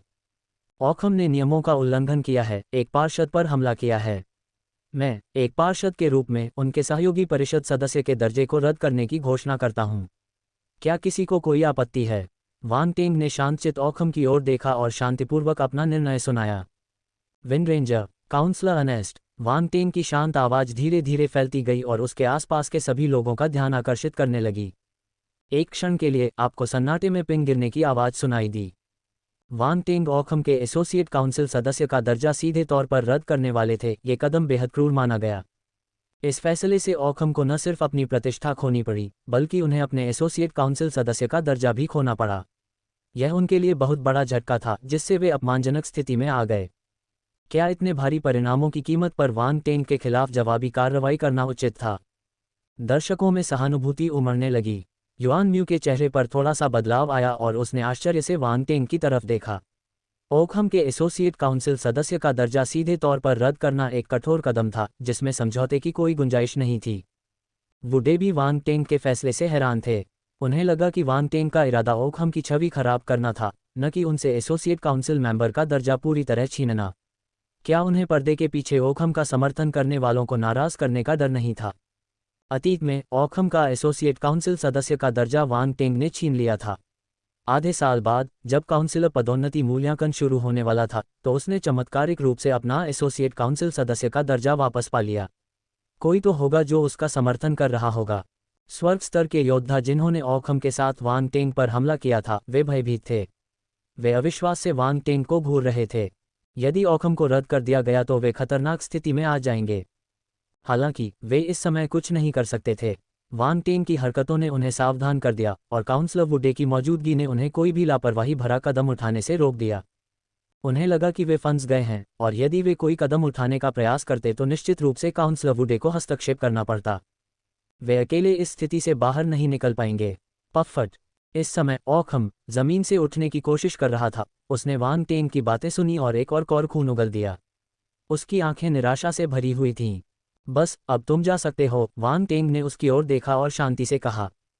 वान टेंग। ऑकहम ने अपनी मुट्ठी भींच ली, उसकी आंखें लाल हो गई थीं। उसने वान टेंग को घूरा, दांत पीसते हुए वान टेंग का नाम लेने की कोशिश कर रहा था। तुम क्यों नहीं जा रहे हो? क्या ये काफ़ी नहीं है? वान टेंग ने पूछा। पब फ्यूचर द्वारा विज्ञापन। वान टेंग, ये तो बहुत ज़्यादा है। मुझे तो ये भी नहीं पता कि आप पार्षद हैं। ऑकहम गुस्से में था और उसे ठीक से बोलने में कठिनाई हो रही थी। अभी भी बहस करना चाहते हो? तुम मेरी पहचान जानते थे, फिर भी व्यक्तिगत शिकायतों से प्रेरित होकर तुमने मुझ पर हमला करने की हिम्मत की, मुझे ठोस आधार न होने के लिए नीचा दिखाया, मेरा अपमान करने की कोशिश की। क्या तुम्हारे मन में अकादमी मध्यस्थता संघ के लिए कोई सम्मान है? वान टेंग ने जोर से चिल्लाया। तुम। ऑकहम की आंखें चौड़ी हो गईं। उसकी उंगलियां कांप उठीं और उसने वान टेंग की ओर इशारा किया। मैंने नहीं किया, तुम बकवास कर रहे हो। चाहे आपने ऐसा किया हो या नहीं, आप अपने दिल में ये जानते हैं, वान टेंग ने व्यंग्यात्मक लहजे में कहा। वुडे की अभिव्यक्ति अजीब हो गई। वान टेंग से निपटना आसान नहीं था। न केवल उसकी चमड़ी मोटी थी, बल्कि उसका दिल भी काला था। पर्याप्त। ठीक उसी समय एक कठोर आवाज गूंजी। वुडे की अभिव्यक्ति थोड़ी बदल गई, शून्य की ओर देखते हुए। एक आकृति धीरे धीरे उभरी, हवा में चलती हुई। वह एक योद्धा था जिसके लंबे नीले बाल थे और वह लगभग 27 या 28 साल का लग रहा था। उसके कान थोड़े नुकीले थे और उसका चेहरा बहुत सुंदर था। उसके माथे पर एक समचतुर्भुज के आकार का क्रिस्टल जड़ा हुआ था, जो उसके शरीर के साथ जुड़ा हुआ लग रहा था, जिससे एक रहस्यमय आभा निकल रही थी। ये व्यक्ति कोई और नहीं बल्कि एक वायु तत्व परी, एक विंडरेंजर था। पार्षद अनेस्ट। अब उसे अंततः समझ में आ गया कि ऑकहम की मदद कौन कर रहा था। उनके सामने जो व्यक्ति था, वह एक पार्षद था जो न्यायाधीश का पक्षधर था और साथ ही ऑकहम का समर्थक भी था। विंडरेंजर। वान टेंग ने आंखें सिकोड़कर कहा। उसे उम्मीद नहीं थी कि स्टेला अकादमी में उसे कोई और विंडरेंजर मिल जाएगा। महान कियान साम्राज्य के 29वें रक्षा ग्रह पर उसकी मुलाकात एक विंडरेंजर से हुई जिसे एक अंधेरे प्रेत द्वारा नियंत्रित किया जाता था। हालांकि वह व्यक्ति स्पष्ट रूप से अपने सामने मौजूद व्यक्ति से तुलना नहीं कर सका। उनके सामने खड़ा व्यक्ति एक ब्रह्मांड स्तर का योद्धा था। उससे निकलने वाली हल्की आभा स्वर्ग स्तर के योद्धा से कहीं ज्यादा थी। विंडरेंजर्स को ब्रह्मांड में एक शक्तिशाली जाति माना जाता था और ब्रह्मांड स्तर तक विकसित हुए किसी विंडरेंजर की ताकत की कल्पना की जा सकती थी। काउंसलर अर्नेस्ट ओकहम बहुत खुश था। उसने विंडरेंजर की तरफ उम्मीद भरी निगाहों से देखा। स्वर्ग मंच के अन्य योद्धाओं ने भी प्रसन्नता व्यक्त की। बहुत बढ़िया, पार्षद अर्नेस्ट हेड ने हस्तक्षेप किया। अब देखते हैं कि वांग टेंग इस स्थिति से कैसे निपटता है। युआन म्यू की आंखों में चमक थी जब उसने काउंसलर अर्नेस्ट की ओर सम्मानपूर्वक सिर हिलाया। ये काउंसलर अपने भाई के समूह में एक महत्वपूर्ण स्थान रखता था और उसे उचित सम्मान बनाए रखना था। पब फ्यूचर द्वारा विज्ञापन ब्रह्मांड में शक्तिशाली व्यक्तियों के प्रति पर्याप्त सम्मान दिखाना एक बुनियादी शिष्टाचार माना जाता था। काउंसलर अर्नेस्ट ने युआन म्यू की तरफ देखा, उसके चेहरे पर हल्की मुस्कान दिखाई दी और उसने थोड़ा सिर हिलाया। फिर उसकी नज़र वांग टेंग पर गई और मुस्कान गायब हो गई। उसने शांत स्वर में कहा, काउंसलर वांग टेंग, ये सिर्फ एक छोटी सी बात है। इसे इतना बड़ा बवाल क्यों बना रहे हो? मुझे कुछ सम्मान दो और चलो इस मामले को सुलझा हुआ मान लेते हैं। पार्षद अर्नेस्ट, है ना? वांग टेंग ने पूछा। ये सही है। अर्नेस्ट ने थोड़ा सा मुंह सिकोड़ा। जबरदस्त ताकत के साथ अधिकार के पद पर बैठे काउंसिलर अर्नेस्ट को हर कोई सम्मान देता था। यहाँ तक कि जज के भाई युआन म्यू ने भी उनका बहुत सम्मान किया। हालांकि वांग टेंग द्वारा प्रयुक्त लहजे से अर्नेस्ट को सम्मान की कमी का एहसास हुआ। हालांकि दोनों ही पार्षद थे, लेकिन अर्नेस्ट ने कभी उन्हें बराबर नहीं समझा था। ये वांग टेंग सिर्फ एक नया छात्र था, युआन म्यू की तरह। हालांकि वह वास्तव में इस बात से आश्चर्यचकित थे कि वांग टेंग ने ओकहम को हरा दिया था, लेकिन यह उन्हें प्रभावित करने के लिए पर्याप्त नहीं था। वांग टेंग जैसे ब्रह्मांड मंच के मार्शल योद्धा के साथ शांत बातचीत करना पहले से ही अर्नेस्ट की दया और धैर्य का सबसे बड़ा कार्य था। क्या आपको लगता है कि अगर अकादमी मध्यस्थता संघ के एक पार्षद का अपमान किया जाता है तो यह कोई छोटी बात है, पार्षद अर्नेस्ट? वांग टेंग ने जवाब दिया। अर्नेस्ट का माथा और भी गहरा हो गया। निस्संदेह वांग टेंग ने उसके खिलाफ बाजी पलट दी थी। अगर उसने हाँ में जवाब दिया तो वह एक पार्षद की गरिमा को खतरे में डाल देगा। अगर काउंसलर अर्नेस्ट को ऐसी स्थिति का सामना करना पड़े तो क्या आप दूसरों को भी उदारता से माफ कर देंगे? वांग टेंग ने मुस्कुराते हुए कहा, कृपया ईमानदारी से जवाब दें। बहुत सारे लोग देख रहे हैं। अगर भविष्य में कोई अनजाने में काउंसलर अर्नेस्ट को नाराज कर दे तो क्या आप उसे भी माफ कर देंगे? अर्नेस्ट का चेहरा काला पड़ गया। उसकी आंखों में एक ठंडी चमक चमक उठी जब वह वांग टेंग को घूर रहा था। वुडे को ये सब बहुत मज़ेदार लगा। शुरू में तो वह वांग टेंग की मदद करना चाहता था, लेकिन अब उसे एहसास हुआ कि अर्नेस्ट भी उसके सामने कमज़ोर था। ये काफ़ी मनोरंजक था। युआन म्यू ने आश्चर्य से वांग टेंग को देखा, चुपके से उपहास किया। उसे विश्वास नहीं हो रहा था कि वांग टेंग ने काउंसलर अर्नेस्ट से इस तरह भिड़ने की हिम्मत की। वह मौत को दावत दे रहा था। घृणित! वांग टेंग, तुमने काउंसलर अर्नेस्ट से इस तरह बात करने की हिम्मत कैसे की? ओकहम ने तीव्र दर्द सहते हुए चिल्लाया। तुमने सुना? इस आदमी को एक पार्षद के तौर पर मेरे प्रति कोई सम्मान नहीं है, वांग टेंग ने अर्नेस्ट की ओर देखते हुए कहा। वह हल्के से मुस्कुराया, उसकी आंखों में ठंडक की चमक चमक उठी और फिर अपनी मूल स्थिति से गायब हो गया। अर्नेस्ट का चेहरा काला पड़ गया। उसने वांग टेंग को पकड़ने के लिए हाथ बढ़ाया। हालांकि वुडे ने मुस्कुराते हुए उसे रोका। काउंसलर अर्नेस्ट, ओकहम ने एक काउंसलर के प्रति अनादर दिखाया है और उसे सजा मिलनी चाहिए। धमाका! पब फ्यूचर द्वारा विज्ञापन। अगले ही पल वांग टेंग ओकहम के ठीक ऊपर प्रकट हुआ और उसके सिर पर जबरदस्त बल से वार किया। भयानक शक्ति तुरंत फूट पड़ी। ओकहम को कभी उम्मीद नहीं थी कि वांग टेंग काउंसलर अर्नेस्ट के सामने ऐसी हरकत करने की हिम्मत करेगा। उसने अविश्वास से वांग टेंग की ओर देखा। छींटे! बिना कुछ सोचे समझे एक भयानक शक्ति उसके शरीर में घुस गई, जिससे वह दर्द से चीखने लगा। उसने बहुत सारा खून थूका और उसके पूरे शरीर को वांग टेंग ने बलपूर्वक गड्ढे में दबा दिया। तुम बदमाश! उसका चेहरा पीला पड़ गया। वह अपना सिर उठाकर वांग टेंग को देखने की कोशिश कर रहा था। तुम्हारे पास मुझसे इस तरह बात करने की क्या योग्यता है? वांग टेंग ने उदासीनता से ओकहम की ओर देखा। वांग टेंग! अर्नेस्ट की आंखों में ठंडक की चमक थी जब वह वांग टेंग को घूर रहा था और कह रहा था, तुम बहुत आगे निकल गए हो।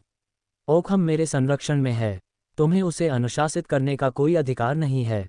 उसने मेरा अनादर किया, इसलिए मुझे उसे अनुशासित करने का अधिकार है। कोई आपत्ति है, काउंसलर अर्नेस्ट? वांग टेंग ने निडरता से उसकी ओर देखा और बोला। अर्नेस्ट ने ठंडे स्वर में कहा, यह अकादमी मध्यस्थता संघ है, यह आपकी धृष्टता के लिए स्थान नहीं है। वांग टेंग ने पूछा, क्या मेरे लिए किसी ऐसे व्यक्ति को अनुशासित करना गलत है जिसने मेरा अनादर किया है? भले ही ओखम की गलती हो, तुम्हें उसे इस तरह नहीं पीटना चाहिए था। क्या तुम्हारा व्यवहार ऐसा ही है? अनेस्ट ने उसे ठंडे स्वर में डांटा। मेरा व्यवहार वैसा ही है जैसा कि होता है। मैं मित्रवत लोगों के साथ चाय पीता हूँ और शत्रुतापूर्ण व्यवहार करने वालों के साथ, मुझे खेद है, लेकिन केवल मुट्ठी की एक जोड़ी है। वांग टेंग ने व्यंग्य किया। ओखम आपकी सुरक्षा में है, इसलिए आप उसे बचाना चाहते हैं? वांग टेंग ने पूछा। यदि काउंसलर अनेस्ट को मुझ पर कोई आपत्ति है, तो आप अकादमी मध्यस्थता एसोसिएशन को रिपोर्ट कर सकते हैं और देख सकते हैं कि क्या वे मुझे बाहर निकाल सकते हैं। क्या तीखी जुबान वाले पार्षद वांग टेंग हैं? अनेस्ट का चेहरा पूरी तरह से काला पड़ गया। वांग टेंग ने उसे पूरी तरह से एक कोने में धकेल दिया था, जिससे उसके पास कोई शब्द नहीं बचा था। उसने ठंडे स्वर में कहा, आज की घटनाओं की रिपोर्ट अकादमी मध्यस्थता संघ को दी जाएगी। मैं सभी पार्षदों से आपके पार्षद पद को रद्द करने के लिए वोट मांगूंगा। आपके आचरण के कारण आप पार्षद पद के लिए पूरी तरह से अयोग्य हैं। क्या आप मेरा पार्षद का दर्जा रद्द करना चाहते हैं? वांग टेंग ने अपना सिर झुकाते हुए हंसते हुए कहा, सिर्फ आप? क्या आप संपूर्ण अकादमी मध्यस्थता एसोसिएशन का प्रतिनिधित्व करते हैं? तुमने क्या कहा? अनेस्ट का चेहरा बर्फीला हो गया। इससे पहले किसी ने उससे इस तरह बात करने की हिम्मत नहीं की थी। वांग टेंग के बार बार के मजाक ने उसे बहुत क्रोधित कर दिया। उसके अंदर से एक भयानक आभा फूट पड़ी, जो वांग टेंग पर दबाव डाल रही थी। पार्षद के रूप में अपनी स्थिति को नज़रअंदाज करते हुए अनेस्ट को शीर्ष 100 ब्रह्मांड चरण मार्शल योद्धाओं में शीर्ष 20 में स्थान दिया गया, जिससे वह सबसे शक्तिशाली ब्रह्मांड चरण मार्शल योद्धाओं में से एक बन गया। वह वांग टेंग, एकमात्र ब्रह्मांड चरण मार्शल योद्धा को सिर्फ एक उंगली से आसानी से कुचल सकता था। पार्षद के रूप में अपनी स्थिति को नज़रअंदाज करते हुए अनेस्ट को शीर्ष 100 ब्रह्मांड चरण मार्शल योद्धाओं में शीर्ष 20 में स्थान दिया गया, जिससे वह सबसे शक्तिशाली ब्रह्मांड चरण मार्शल योद्धाओं में से एक बन गया। वह वांग टेंग, एकमात्र ब्रह्मांड चरण मार्शल योद्धा को सिर्फ एक उंगली से आसानी से कुचल सकता था। युआन म्यू की अभिव्यक्ति तुरंत बदल गई। वांग टेंग लापरवाही से काम कर रहा था, अनेस्ट एक पार्षद को इस हद तक धकेल रहा था। क्या उसे मौके पर ही दबा दिए जाने का डर नहीं था? हालांकि वांग टेंग ने पहले ही साबित कर दिया था कि वह ओखम को हरा सकते हैं, लेकिन अनेस्ट को चुनौती देना एक अलग कहानी थी। नीचे खड़े दर्शक भी दंग रह गए। वांग टेंग बहुत दुस्साहसी था, उसने काउंसलर अनेस्ट से भी भिड़ने की हिम्मत की। क्या उसे डर नहीं लगा? वांग टेंग की नज़रें केंद्रित थीं, अनेस्ट के दबाव से उसे कोई डर नहीं था। बदले में उसने एक भयानक आभा उत्सर्जित की। शून्य में बिजली चमक उठी, जो अपनी शक्तिशाली और अडिग उपस्थिति प्रदर्शित कर रही थी। इसके साथ ही एक प्राचीन और विशाल आभा, मानो अनंत युगों से आती हुई, इस संसार पर उतर आई, जिसने सभी को विस्मित कर दिया। मात्र $1 में विज्ञापन हटाकर अपने पढ़ने के अनुभव को बेहतर बनाएं।